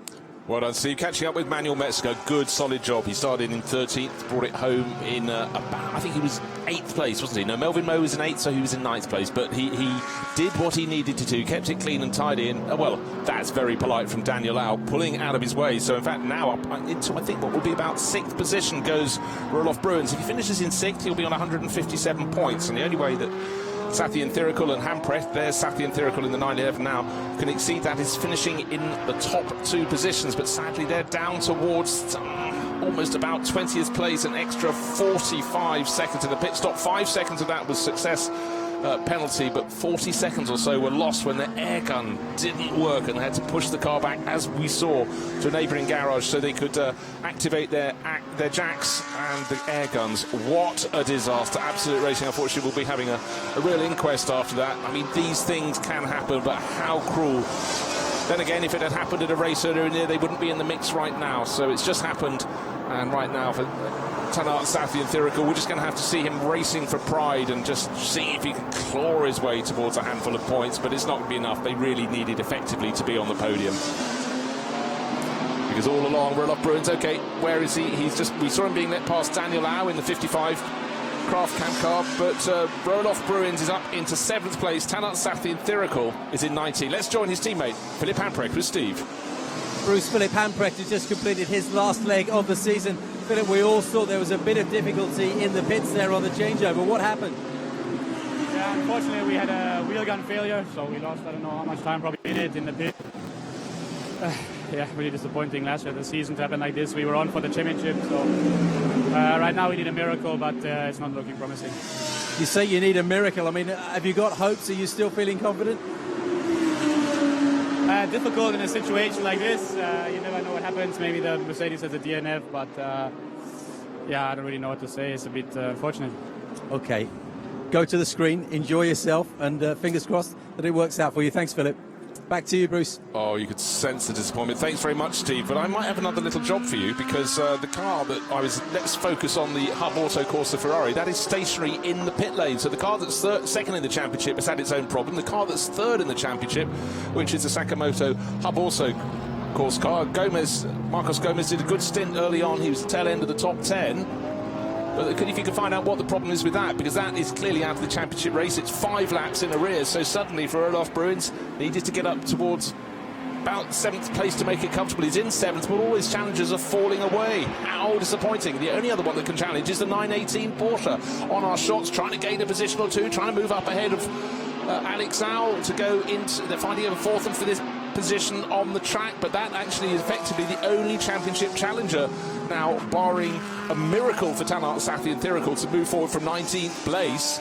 So the outside shot, the car that was placed 4th in the championship going into this race, the 918 Porsche, really is the only car that could possibly take the honours from a car that's 2 places behind it on the track, but many, many points ahead. Here it is at the moment. Roelof Bruins will be on 155 points if they finish as they are. Yuya Sakamoto at the bottom, 136. He is out of it. He is simply out of it because the car is stationary in the pit lane. It's 5 laps down, plenty of place changing. But the outside shot, not on that championship graphic at the moment, though. Let's see, because in through Fuvasak, well, he would only be on 136 points at the moment. If he finishes as he is, he has to win the race. There we are. There's your task. Off you go, Vutakorn. He needs to win the race. The car behind, Roelof Bruins, just needs to keep exactly where he is, and the championship will be his, which is a very comforting feeling with 20 minutes to go. But as we've seen for the 911 crew, things can happen and turn your world on its head, turn it upside down. One little problem has had an enormous outcome. You really do have to feel for the 911 Porsche crew from Absolute Racing. Philippe Pampret did his job. Tanart Sapienthirikul will be doing his job. It was the bit in between. It was the pit stop that proved to be a disaster. But we saw this quintet of cars being in the first 5 places in the first part of the race. We've had the pit stops, and still the 910 Porsche from JRM is leading the race, now in the hands of Li Chao. Its advantage had been 5 seconds. It's come down, and Prince Jeffrey Ibrahim is in second place now. That car was started, the 888 race engineering car from Australia. Beautiful livery. Oh, dearie me. Car 888 under investigation. It's up into second place for a pit stop outside the pit window. He was 1 lap after everybody else. Did Van Gisbergen come in too late? I feared that might be the case. I didn't want to see that message, but we could suddenly have the car that's closing right in on the race leader. This is the best run. Certainly the highest position that Prince Abdul Rahman Ibrahim knows likes to be racers. Jeffrey Ibrahim, the Prince of Johor, would be thinking, I could possibly win this on the circuit, but it seems his Kiwi teammate might have been kept out 1 lap too long. I'll keep an eye on the screen, but they're under investigation, and the worst thing is the fact that they're closing in. The lead quintet are closer than they were, and in fact there's 6 of them now, because Wan Bo is in 6th place and closing, and also Wan in the 912 Porsche knows that all the others ahead of him are AM-class drivers. He is a pro, so expect that. Well, he's already picked off 1 position. He's gone past Alex Al's Lamborghini. Look for the red Porsche. It's in that queue. Nice tidy exit for Wan, the Chinese racer. His next target is the best of the AM drivers in a Pro-Am lineup. Vutakorn in through Fuvazak. No wonder he's a champion in the Pro-Am class, but he's still the only other driver that can effectively take the championship away from Roelof Bruins. But as all these cars fight up ahead of him, Roelof is able to just see what they're up to. He's about 3 seconds behind in 7th place. He can watch this battle, and I think in time he's going to get to the tail of this battle. We have the first 6 cars almost nose to tail, and I reckon another lap where we're going to have many changes to place. Wan Bo's picked off another position. He's dived inside Vutakorn into Fuvasak. So he's up into 4th place. His next target is Jeffrey Lee in the 88 Craft Bamboo racing car. And there is 27 in the garage. That Marcos Gomez started, but Yuya Sakamoto, who was the outside tip for the championship, started this race, or would have started this race with the car in 3rd on points, but unfortunately it has not finished the race. And I have further news. Car 888 stop and go penalty, 75 seconds outside mandatory pit stop time. Car 888 stop and go penalty, 75 seconds. There it is. We wondered if it was coming. We knew they were under investigation. The car in 2nd place. You can see the headlights ablaze as it hunts down the race leader. They failed to come in, get into the pit entry before 25 minutes remained in this race. They were outside it, stop and go penalty. In fact, they were outside it by 1 minute and 15 seconds. So absolute disaster. Serving it right away. Big shame, because this could have been the day of days, getting on the top step of the podium for Jeffrey Ibrahim. But the Prince of Johor, he's had a real splash in his first season of GT3 racing, and certainly racing with Shane Van Gisbergen has been a great learning line for him, and it hasn't been his only teammate through the year, because 888 have had 3 drivers in that car, because Jasmine Jafar has driven in half the races as well. 1 second feels long enough at a standstill, but 75 seconds you could oh no, I see it's 75. There were 75 seconds outside the window, so therefore the stop and go penalty. Sorry, I've gone mad. But leading the race, Li Chao ahead of Wan Bo, now up into second place with the 888 Mercedes coming to serve that stop and go penalty. Who's he going to slot out in front of? But as you can see, he is some distance behind where he wants to be now. Onto the tail of the lead group does come up into sixth place now. Roloff Bruins. Obviously, he was seventh, but the car, there's going to be a change of the lead within the next couple of corners. Wan Bo in the red-nosed Porsche is all over Li Chao. He's going to tuck it around the corner. It was always likely this car was coming forward. In fact, he just waited the one corner, and the move was made look very easy indeed. And Li Chao being pushed a little wide loses 2 positions. Jeffrey Lee says, thank you very much, 3 positions as Alex Au comes through. Everyone and his dog, effectively, and another car coming through. It's the championship leader. It's Roloff Bruins. He's now on the tail of Vuitton and Trafouvasac. Oh, how unfortunate for Li Chao. He was always going to lose the lead of the race to Wan Bo. Wan, a quicker driver.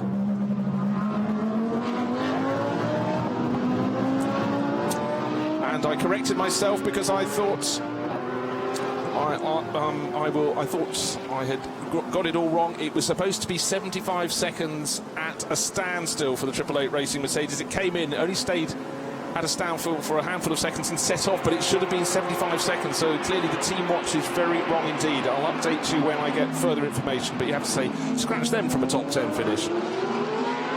So Li Chao was leading the race. Wan Bo is now the leader in 9:12.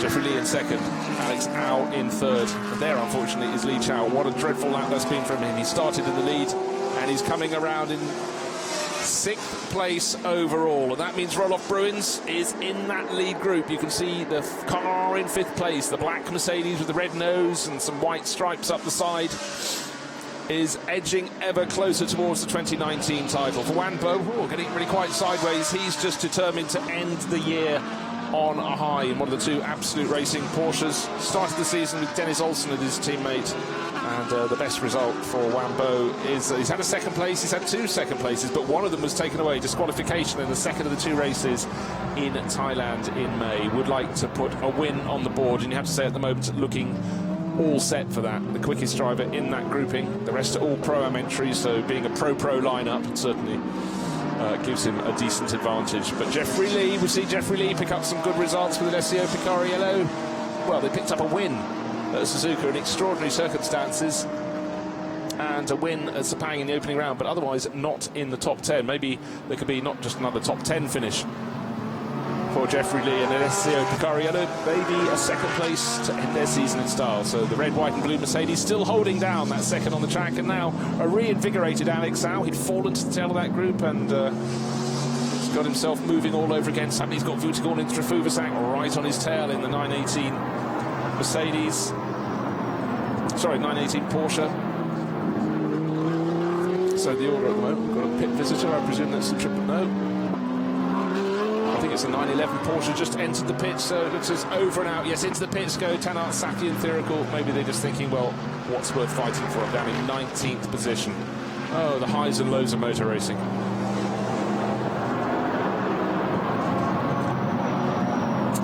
So, well, in fact, another car has gone out onto the track. I just heard the flat engine note of a Ferrari. The 27 Hub also Corsa Ferrari is 8 laps down, back on the circuit. They're at least going to finish out there. So, GT4, we haven't talked about that for a while. Who is leading in GT4? Setiwan Santoso, there he is on our screens. Took a win yesterday with Ringo Chong. It was always going to be close after the pit stops. He's 1.7 seconds clear of Sunako Chikuchu, who's got 5-second advantage over Takayuki Kinoshita. So in terms of GT4, Sunako Chikuchu will be the individual champion ahead of the driver he shared a seat with all year. Kinoshita hasn't found the form that Chikuchu has here, but out on the track, so tight. Jeffrey Lee holding down 2nd place. They're now pushing and shoving in through Trafouvasac in that Porsche, all over the tail of Alex Au, but their little battle goes. Mercedes kick up the dust in the face of the Lamborghini driver. Then comes in Trafouvasac in his Porsche, has a better run through the kink at turn 5 up to turn 6, and the championship leader, there he is tucked in behind, but a sight you didn't get to see in the pit. Steve Dawson has made it back up with me. Didn't get to see the fumbled pit stop where the air guns didn't work, but the car is back in the pit lane.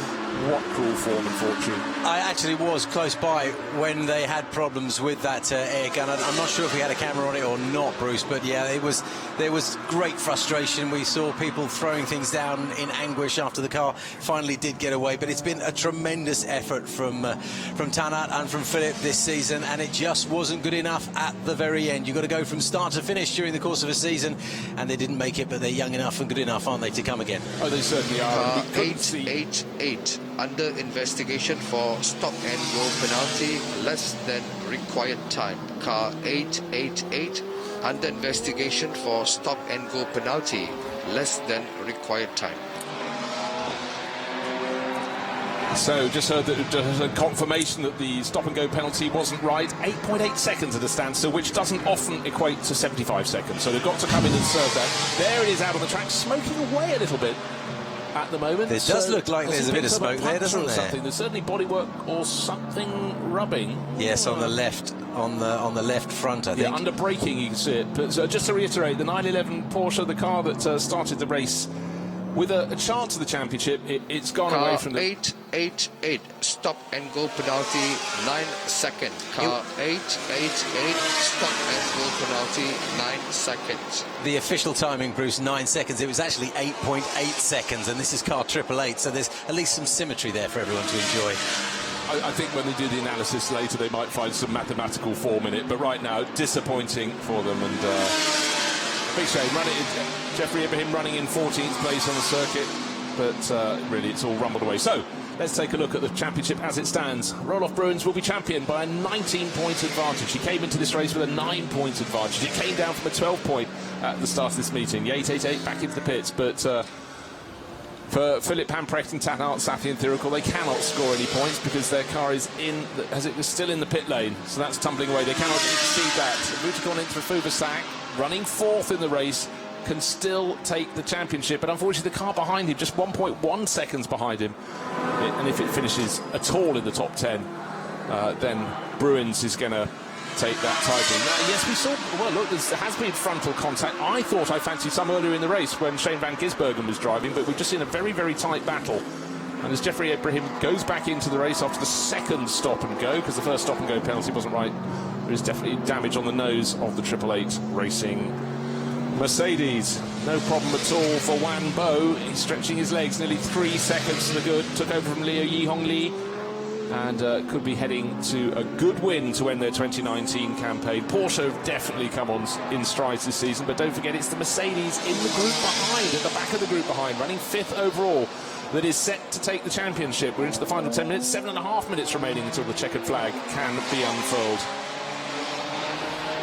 And you can imagine Roelof Bruins, he doesn't want to take any risks at all. He's got to look and make sure there's no detritus in the track. He's got to stay clear, keep it clean, and just not make any mistakes. The championship is in the bag. Of course, the racer in him would like to overtake Vutikon through Fuvasak, who's in front of it, but he knows he doesn't have to. He's having to contain himself, have a stern word with himself when he feels the red mist starting to come down. But right now, there were so many permutations on points coming into this meeting. They were given a shuffle in yesterday's race. He finished 4th. That was helpful, but his advantage came down to only 9 points. And then in the early stage of the race, Manuel Metzger did a good, solid job. Worked his way forward, gained, I think, 5 positions it was. Job very well done indeed. And in all these situations, you're reliant on what happens when your teammate's in the car as well, your co-driver. And right now, Manuel Metzger is sitting in the pit lane. He cannot be champion, but his teammate, the man who made it all happen, Roelof Bruins, most certainly can. And I would have to say, Steve, most certainly will. I've spoken to him a couple of times this weekend, you know, before everything got started, and I'd say he was focused. And then after yesterday's race, at times he was a little bit despondent. I think he felt that his advantage had shrunk slightly, but now it's amazing how the emotions can change during the course of a race weekend with 2 and sometimes 3 races to take into account. An awful lot can go on. These are short races, but in many ways they are very long races, and a lot can happen. But I mean, I loved it down on the grid when we were speaking to Manuel Metzger. He said, starting 13th is not ideal. That was the worry. They were down in the middle of the pack, and they know here at Shanghai that first 3 corners can be very, very tight indeed. Too tight for 29 cars to try and shuffle their way through sometimes. But right now, the body language is for Roelof Bruins. He's not even driving to the edge of the circuit. There are no risks being taken. Yeah. He's running down the clock. 5th place doesn't get him up on the podium. So what? He will be the 2019 champion. There's no point in risking it so you can wave down from the podium to your friends, family and team. He has just got to cruise it in, and for Korean racing, this is a really big boost in the armour. Penultimate round of the championship down at Mokpo at the Korea International Circuit. He came good there. Again, useful points. You've got to make sure there's no non-score in your championship. Across 12 races of the 6 rounds, a no score really, really hurts. Well, Bruins may not end up on the podium, Bruce, but he will try to get his way to Parc Ferme if indeed he is adjudged to be the drivers' champion, and we will do our very best to get a word with him before the podium ceremonies take place. Well, as it stands, 5 minutes remaining in the race. We've had a change in the lead of GT4, and it could be quite fitting because Sunako Jakuchu will beat his teammate Takayuki Kinoshita. But he's going to do it with a win because he just moved ahead of Setiowan Santoso. So now Sunako Jakuchu, the 82 BMW, into the lead of GT4. Getting busy out on the track. Alex Alm went up to 2nd place, and Jeffrey Lee's taking the Mercedes back in front. They're going one way, going the other. Vutikoin into Fufusak in the grey, white and red Porsches into the mix as well. Alex Alm is feeling the shoulders there, being pushed wide at turn 4, the kink of turn 5. Oh, a little touch there on the tail of the Porsche. Already on the track beneath the commentary box, there is a piece of detritus, a bit of bodywork on the circuit, just been avoided by one of the Audis going through. That's an Audi very much out of the mix. But got to worry, and there's going to be more. Yeah, there's more stuff falling off the cars. Yes, you can see the marks of war, and the car who would be first to pick up the damage would be the car of our championship leader, Roelof Bruins. I said just a few moments ago, he's keeping it clean, he's keeping it tidy, he's keeping out of the way, but these cars are shedding body parts in front of him, and they're sharp body parts. Nothing being shed from the race-leading car, the 912 Porsche of Wan Bo, but various other points around the circuit are bits that have come off that battle for 2nd place. Alex Au, his Lamborghini will be a little bit lighter. Jeffrey Lee has moved back up into 2nd place. But importantly for Vutikoin in through Fufusak, still very much the only other driver who can take the title. But he needs to win, and he doesn't need Bruins to score any points at the moment. But Vutikoin is good only for 138 points at the moment for 4th place. He might get up to 3rd, but he needs to win. And look, 3 minutes left on the clock. Wan Bo, 5 seconds nearly to the good in the lead of this race. It's not going to happen. So the driver of 97, still with bits of debris flicked up in the air in front of him, is Roelof Bruins. Roelof, do not pick up a puncture now. It's been cruel on the 911 crew. They had the problem in the pit stop. That was Vutikoin. Sorry, that was Tanat Sathian-Thirikul and Philip Hamprecht. That scuppered their race and their championship challenge. All right, now 2.5 minutes remaining.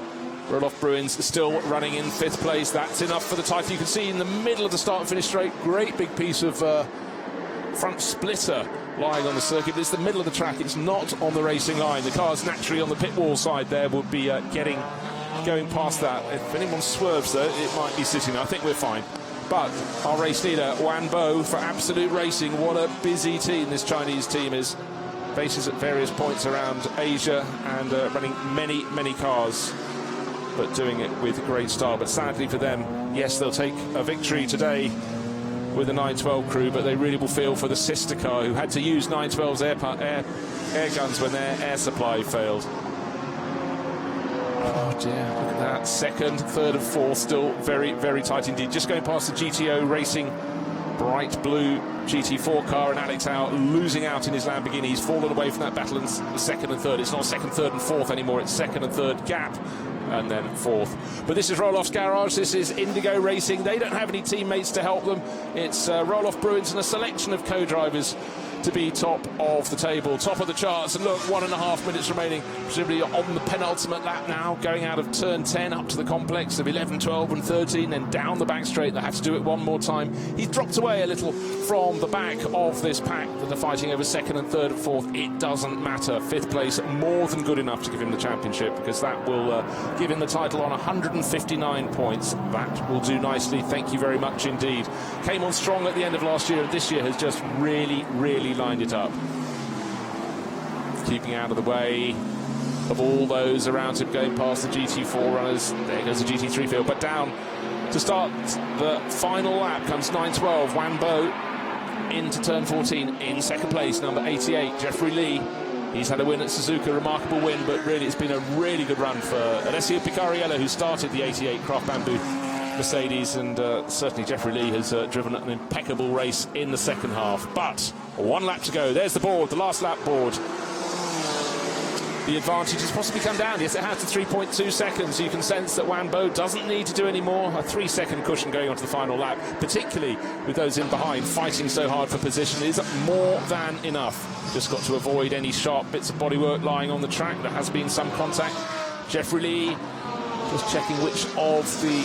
That's 82. That is the car that is going to win the GT4 title on his own, because this final round, Sanako Jikuchu said, I'll run 82. You can not share with me this weekend, Takayuki Kinoshita. We'll see which of us will be the champion. One of us will have the ultimate honour rather than sharing the title. And it's going to go for Jikuchu on this, the final day of the season. The 12th race, spread across 6 rounds. And for Wan Bo, it's looking very nice and neat and tidy. You have to say, Jeffrey Lee, has he got enough in hand? Vuitagorn into Rafuvasак in the 918 Porsche. He took the Pro-Am title yesterday. He'd like to be one step higher on the overall podium here.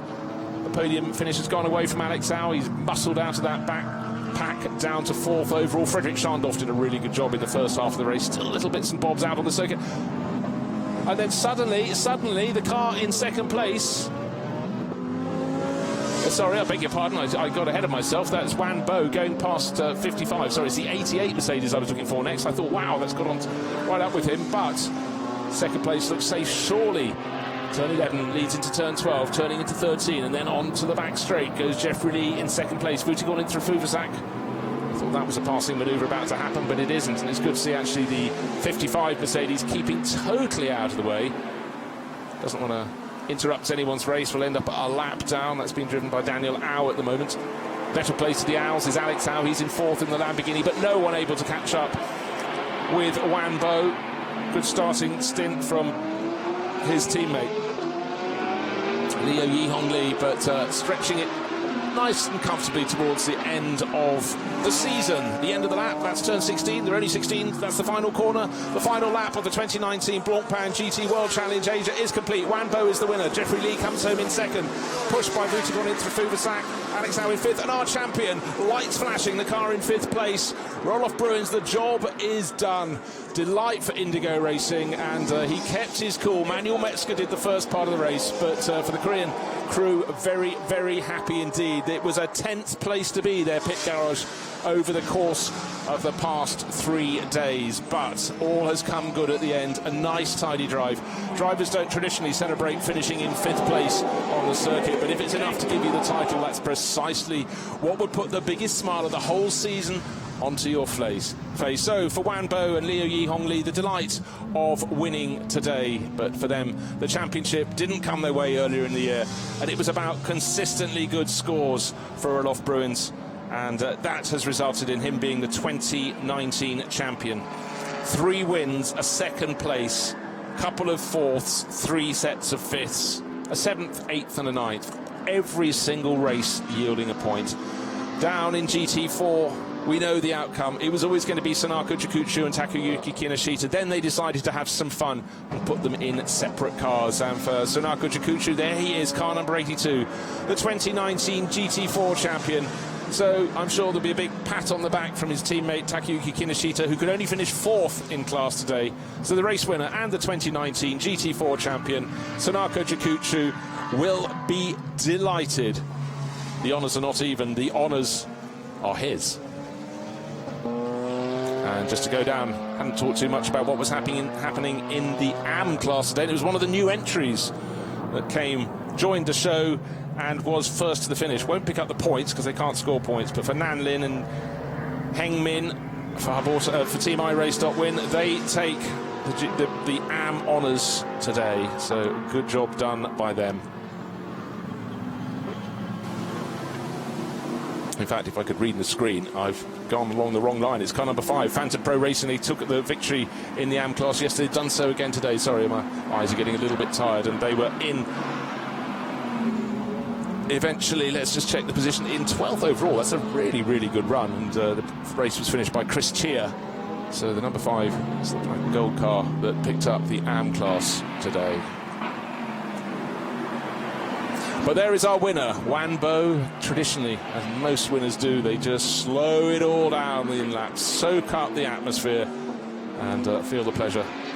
Very dramatic livery on the 912 Absolute Racing Porsche, the final winner of the 2019 season. But the overall winner is the driver who's bringing home 97. He won't be on the podium, but the Solite Indigo Racing Mercedes crew, with Roloff Bruins sharing with Manuel Metzger and a host of others, eventually 18 points clear at the end of the championship and up to second place in this, the final call. Vutikorn and Trafuvacek, that good third place on the track, enough to go ahead of 2 drivers you have to feel very, very sorry for indeed. They started today second in the championship, but Philip Hamprecht and Tanart Sathienthirikul, a problem when the air gun didn't work during their pit stop. It squandered 40 seconds. It was always going to be difficult with Roloff Bruins working his way forward.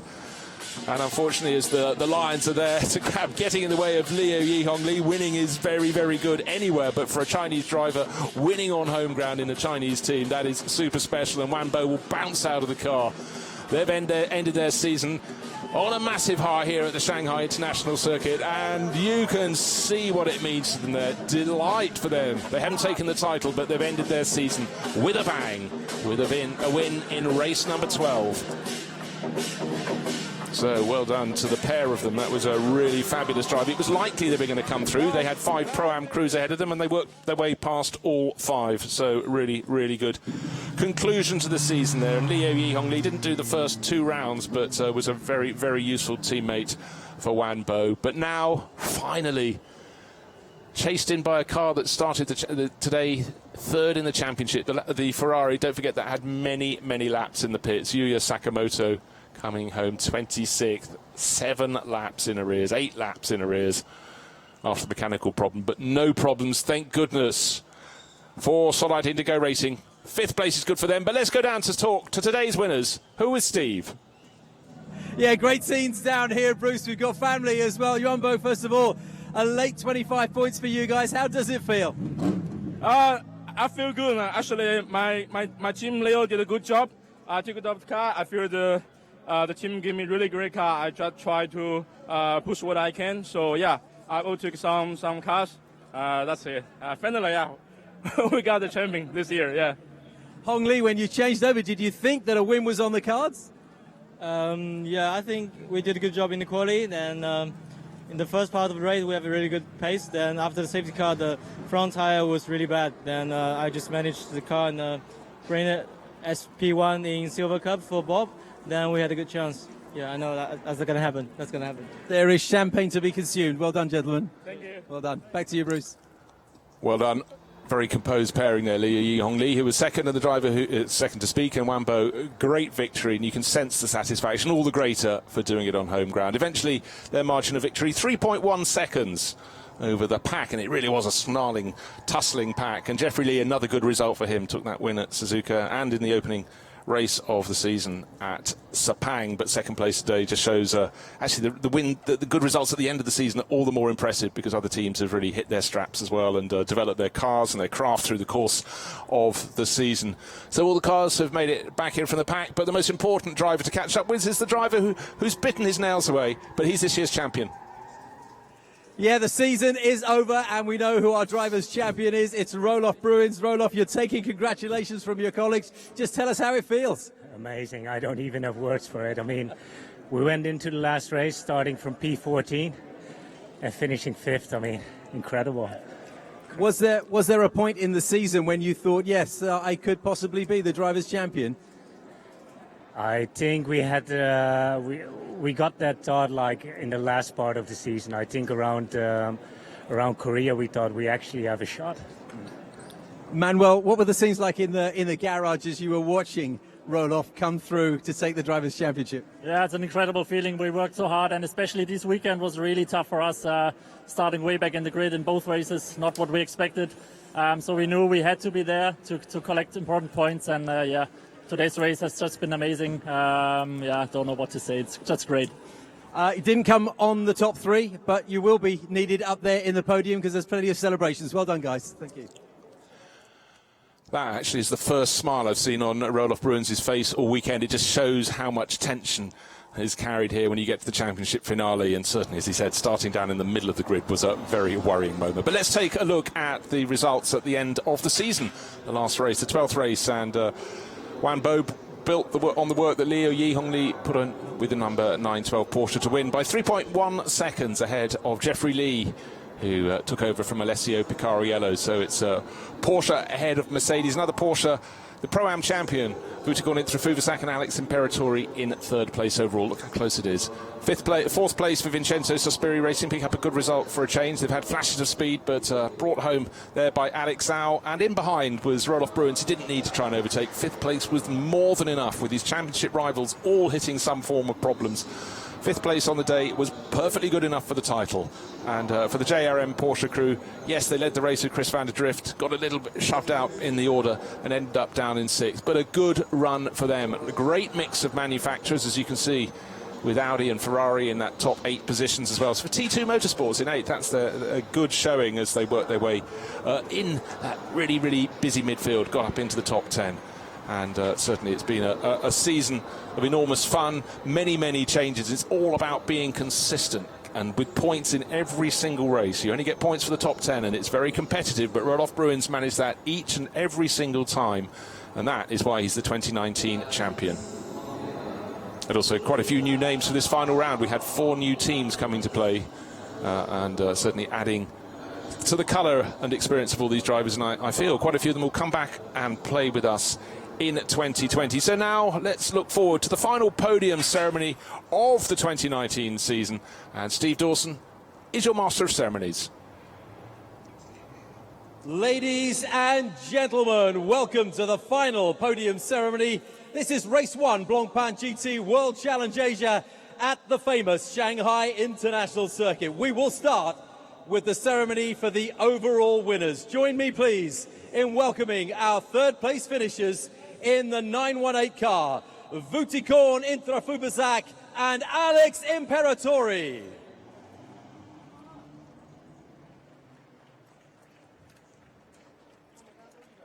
In second position, driving the 88 car, ladies and gentlemen, Jeffrey Lee and Alessio Picariello.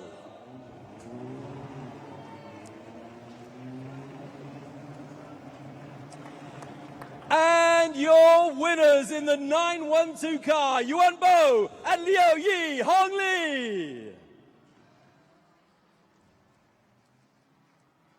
Plenty of applause there for the Chinese crew winning on home ground. So just waiting for them to come to take the top step of the podium. Liu Yihongli and Wan Bo. No, it's been shared there by Jeffrey Lee. Wrongly. Off he gets. Up onto the top step. Yeah, milking the applause. The respectable figure of Wan Bo and alongside slightly slighter figure of Liu Yihongli.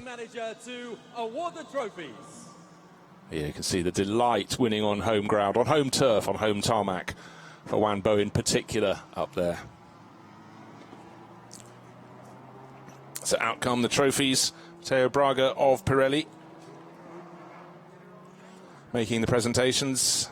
And after the trophies, of course, come the checks. And after the checks comes the champagne. And the checks to be presented by Series Director SRO Benjamin Franasovici. So the series director, Benjamin Franasovici, the man who makes this all happen, leads the team that has developed this championship. This the third season. It's grown and grown across Asia. Part of the 3 Blancpain GT World Challenge series, along with 1 in Europe and 1 in America. And official photography taking place, and the celebration music rings out loud. On the champagne for the time being. Gentlemen, wait! Gentlemen, wait! Wait! We have one more presentation to come. Ladies and gentlemen, our drivers' champion for 2019. Please welcome Roloff Bruins! So Roloff Bruins does get up onto the podium. We thought it might happen, and wait indeed, because here he had to wait, and then everything came his way today. Another really strong drive, and the overall champion, Roloff Bruins. And Roloff didn't get any champagne of his own up there on the podium, but Alessio Picariello sprayed him in time-honoured fashion. So the last of the 12 podiums for overall honours. Voutigorn in for Fuvasak, the driver closest to us, getting very, very wet indeed. They don't mind, they don't need these race overalls again for some while, but there are top 3 finishers today, and the driver who finished 5th but took the championship, Roelof Bruins, the ultimate honours at the end of the 3rd season of Blancpain GT Racing in Asia. Looking forward very much to next year already. 6 rounds, and next year we'll have 2 rounds in China, so even more chance for Chinese drivers to take the home win that was enjoyed today by Wan Bo and Liu Yi Hongli. Well done, gentlemen. And we welcome, please, with your applause, in the 666 car.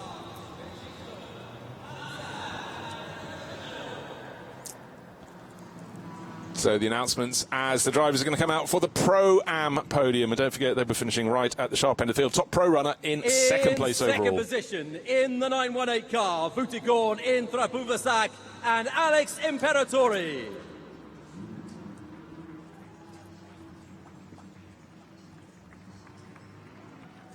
And your winners, ladies and gentlemen, driving car number 88, Jeffrey Lee and Alessio Picariello.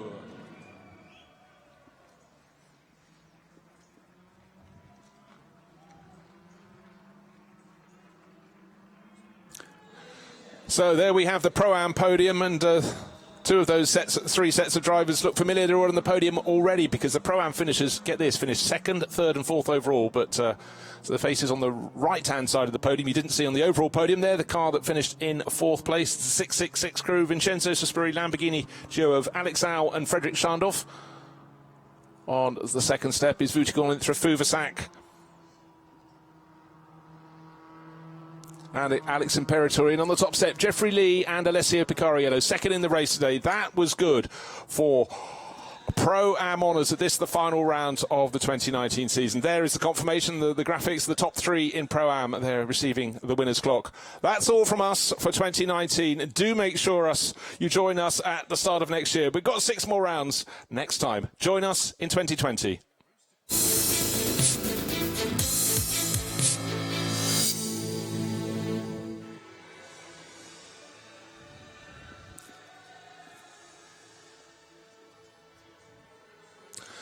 So the Pro-Am ceremony comes to an end, and very slow with the champagne, the Lamborghini crew on the right. Alessio Picariello is still standing on the top step of the podium. 2nd overall in the race, but winning Pro-Am today.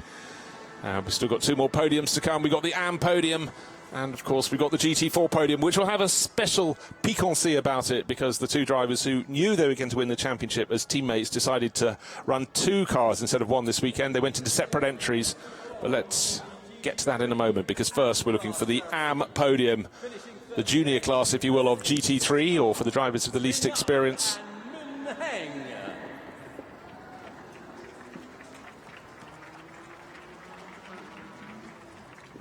In 2nd position, driving car number 51, Andrew McPherson and Ben Porter.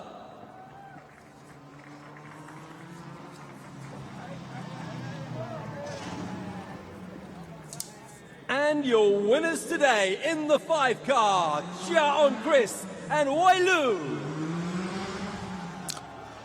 So Steve Dawson has brought out the 3 crews, the top 3 crews in the GT3 Am class, and they won it yesterday on their debut. They don't pick up championship points because they're only entered for this race meeting, but for Phantom Pro Racing, 2 starts, 2 wins, and Chris Chia and Wei Lu races all around the world in all sorts of championships, but his taste, I'm sure he's enjoyed his visit very much indeed to Blancpain GT World Challenge. Up on the top step, black and gold, their Mercedes, and it was very successful indeed. One of 4 new teams this weekend, all entered here in the GT3 class in Mercedes, such a popular manufacturer, but trophies in the air. You can see already, particularly the AMAC Motorsport Lamborghini crew, the overall champions in GT3 Am, always quick on the champagne. Andrew McPherson, and on the very left of the podium, Ben Porter, their last time spraying champagne, at least on a podium. Maybe they'll be spraying it in a hotel tonight, but it's been a cracking season in the GT3 Am class for the Australian Lamborghini crew. But you can see the Chinese crew that came to play this weekend and joined them in the Am class, enjoying the action as well. So victory for Chris on Chia and Wei Lu today and yesterday, so they made quite a splash in the AM class, but it was very close indeed. In fact, today they had a far bigger advantage. Yesterday it was much, much closer. It was down to 2.3 seconds. Today it's actually a big advantage. 43 seconds the good for the race-winning entry from Phantom Pro Racing. Last but certainly not least, our GT Force class ceremony. In third position, in the 199 car, Kyo Chang and Zhou Qi.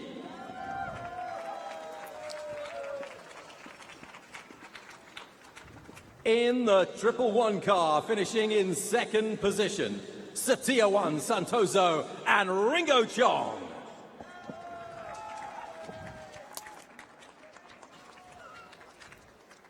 Finishing first, driving the 82 car and the 2019 GT4 champion, ladies and gentlemen, Tsunako Jakuchu. Tsunako Jakuchu will get the biggest applause of all. He's got a spare cap. He normally wins as part of a pair, but today, this weekend, he decided he would drive an individual entry, as would his longtime teammate Takayuki Kinoshita, and he's come out on top, not just in winning the race in GT4 today. He's going to hug everyone, bar Steve Dawson, but he is the overall champion in his own right in GT4. So congratulations to Tsunako Jakuchu. A job done very, very well indeed. Not just for wearing the snazziest overalls across the course of the season, but for being the gold standard in GT4.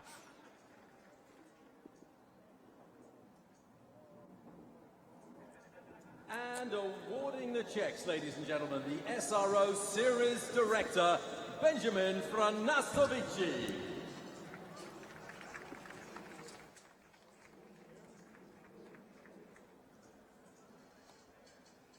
Our final photography session of the season, please. So Tsunako Jakuchu has the trophy, has the check, needs the photograph, and is itching to spray that champagne. So alongside the two crews from Team iRace.win on the left-hand side, the crew that won yesterday, Sethuan Santoso and Ringo Chong, they put up a good battle today but couldn't resist Tsunako Jakuchu. And our champion jumps down from the top step of the podium. All the flags for his team waving down beneath. And he is celebrating in huge style, the Japanese driver who's put so much into this season. And I really did appreciate their efforts and decision to run two cars. One for him and one for his longtime teammate, Takayuki Kinoshita. And Tsunako Jakuchu has the bragging rights all winter until hopefully they'll come back out and join us again in 2020 in the Blancpain GT World Challenge Asia. It's been a fabulous season. Not everybody can hold their drink. No, it's the trophy that went down on the right-hand side of the podium. But it's been a fabulous year. So many changes across the 6 rounds, the 12 races held 2 in Japan. Started the season in Malaysia, went to Thailand, 2 in Japan, then Korea, now here in China. Very sadly, it's now all over. And we're just hoping for an interview, just seeing Steve Dawson diving into position to see if he can have a word with the GT4 champion, the driver who won the class today, Tsunako Jakuchu, who's a very happy driver even when he's not driving. But today he's got even more reason than any point in the season, because Steve has caught up with him. He's agreed to go have an interview. So let's go down with Steve, with Tsunako Jakuchu. Tsunako-san, you won the race today. You also are the champion for the season. Tell me how you feel. Thank you so much. But I said I'm not happy. Mr. Kinoshita, my brother, 2 years tag, another point. I'm champion. Mr. Kinoshita not champion. No, not happy. But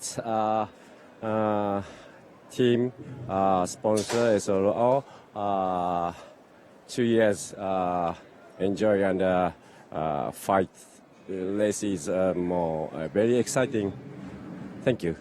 Will you and your brother continue your teammate relationship into the next season? Maybe nothing. 2 years project. Yes. Well, anyway, congratulations. It's been a wonderful season. Enjoy the celebrations tonight. Thank you so much. Thank you. Well done. Back to you, Bruce. Well done, Steve, for interviewing Tsunako Jakuchu. How heartfelt was that? They've shared all their successes, and in his moment of triumph in becoming the overall champion, he just felt sad. He didn't want to leave Kinoshita any shade. But let's take a look at the highlights. Chris van der Drift making a fantastic start from pole position on the outside, the front row. The white Lamborghini, Frederick Schandorf looking in behind because the championship challengers were all from about 8th place and backwards. Around the outside, that number 888 Mercedes challenging for 4th, which is pretty good indeed. He started down in 8th. That's Shane van Gisbergen. And as you can see, busy. One of the cars pushed out wide. I think it was Frankie Chen Kong Fu in the blue Audi. He'd started from 4th on the grid, 3rd on the grid, but as you can see, the dust was kick up. Recovery drives, but trying to keep your bodywork straight, and most certainly Manuel Metzger down in the pack started 13th. That's the car that needed to carry Roloff Bruins to the championship. He had to gain places but not take risks. The person who wasn't taking risks was Chris van der Drift. He didn't have anyone near him to challenge him. He just kept stretching his legs as he pulled clear. Shane van Gisbergen pushing Alessio Picariello. They were 4th and 3rd behind the Lamborghini. And down towards the back of the field. It's very busy indeed. This is Rahel Fry trying to get past Ben Porter and not managing to get past the AM champion jointly with Andrew McPherson. In the GT4 class, it was very busy indeed with Sunako Chikuchu in 82 and his teammate for once in 81 in a separate car, Takayuki Kinoshita, along with the 111 Mercedes from Team iRace.win. Yesterday's winners in the GT4 class, and then disaster for the challengers in the championship. A 40-second error in the pit lane when their air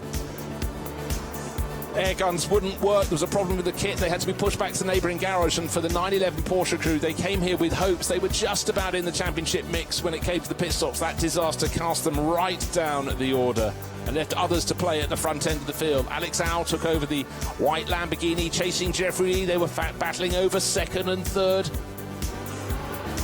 But getting its way into the lead, Wan Bo took the lead. He was in a pro-pro combination. That was good enough to take victory at the end. It was down to 3 seconds, but a great run. Yi Hong Lee started. Wan Bo finished it off. Flash of the lights in the back of that pack. 2nd, 3rd, 4th. Look for the car in 5th. It's the car belonging to this team. Solite Indigo Racing, and 5th place was enough to give the championship to Roloff Bruins and the GT4 champion Sunako Chikuchu flashing his lights. He enjoyed the experience but didn't enjoy the fact his teammate couldn't share the title with him. That's it for the 2019 season. It's over and out. It's goodbye from me, Bruce Jones.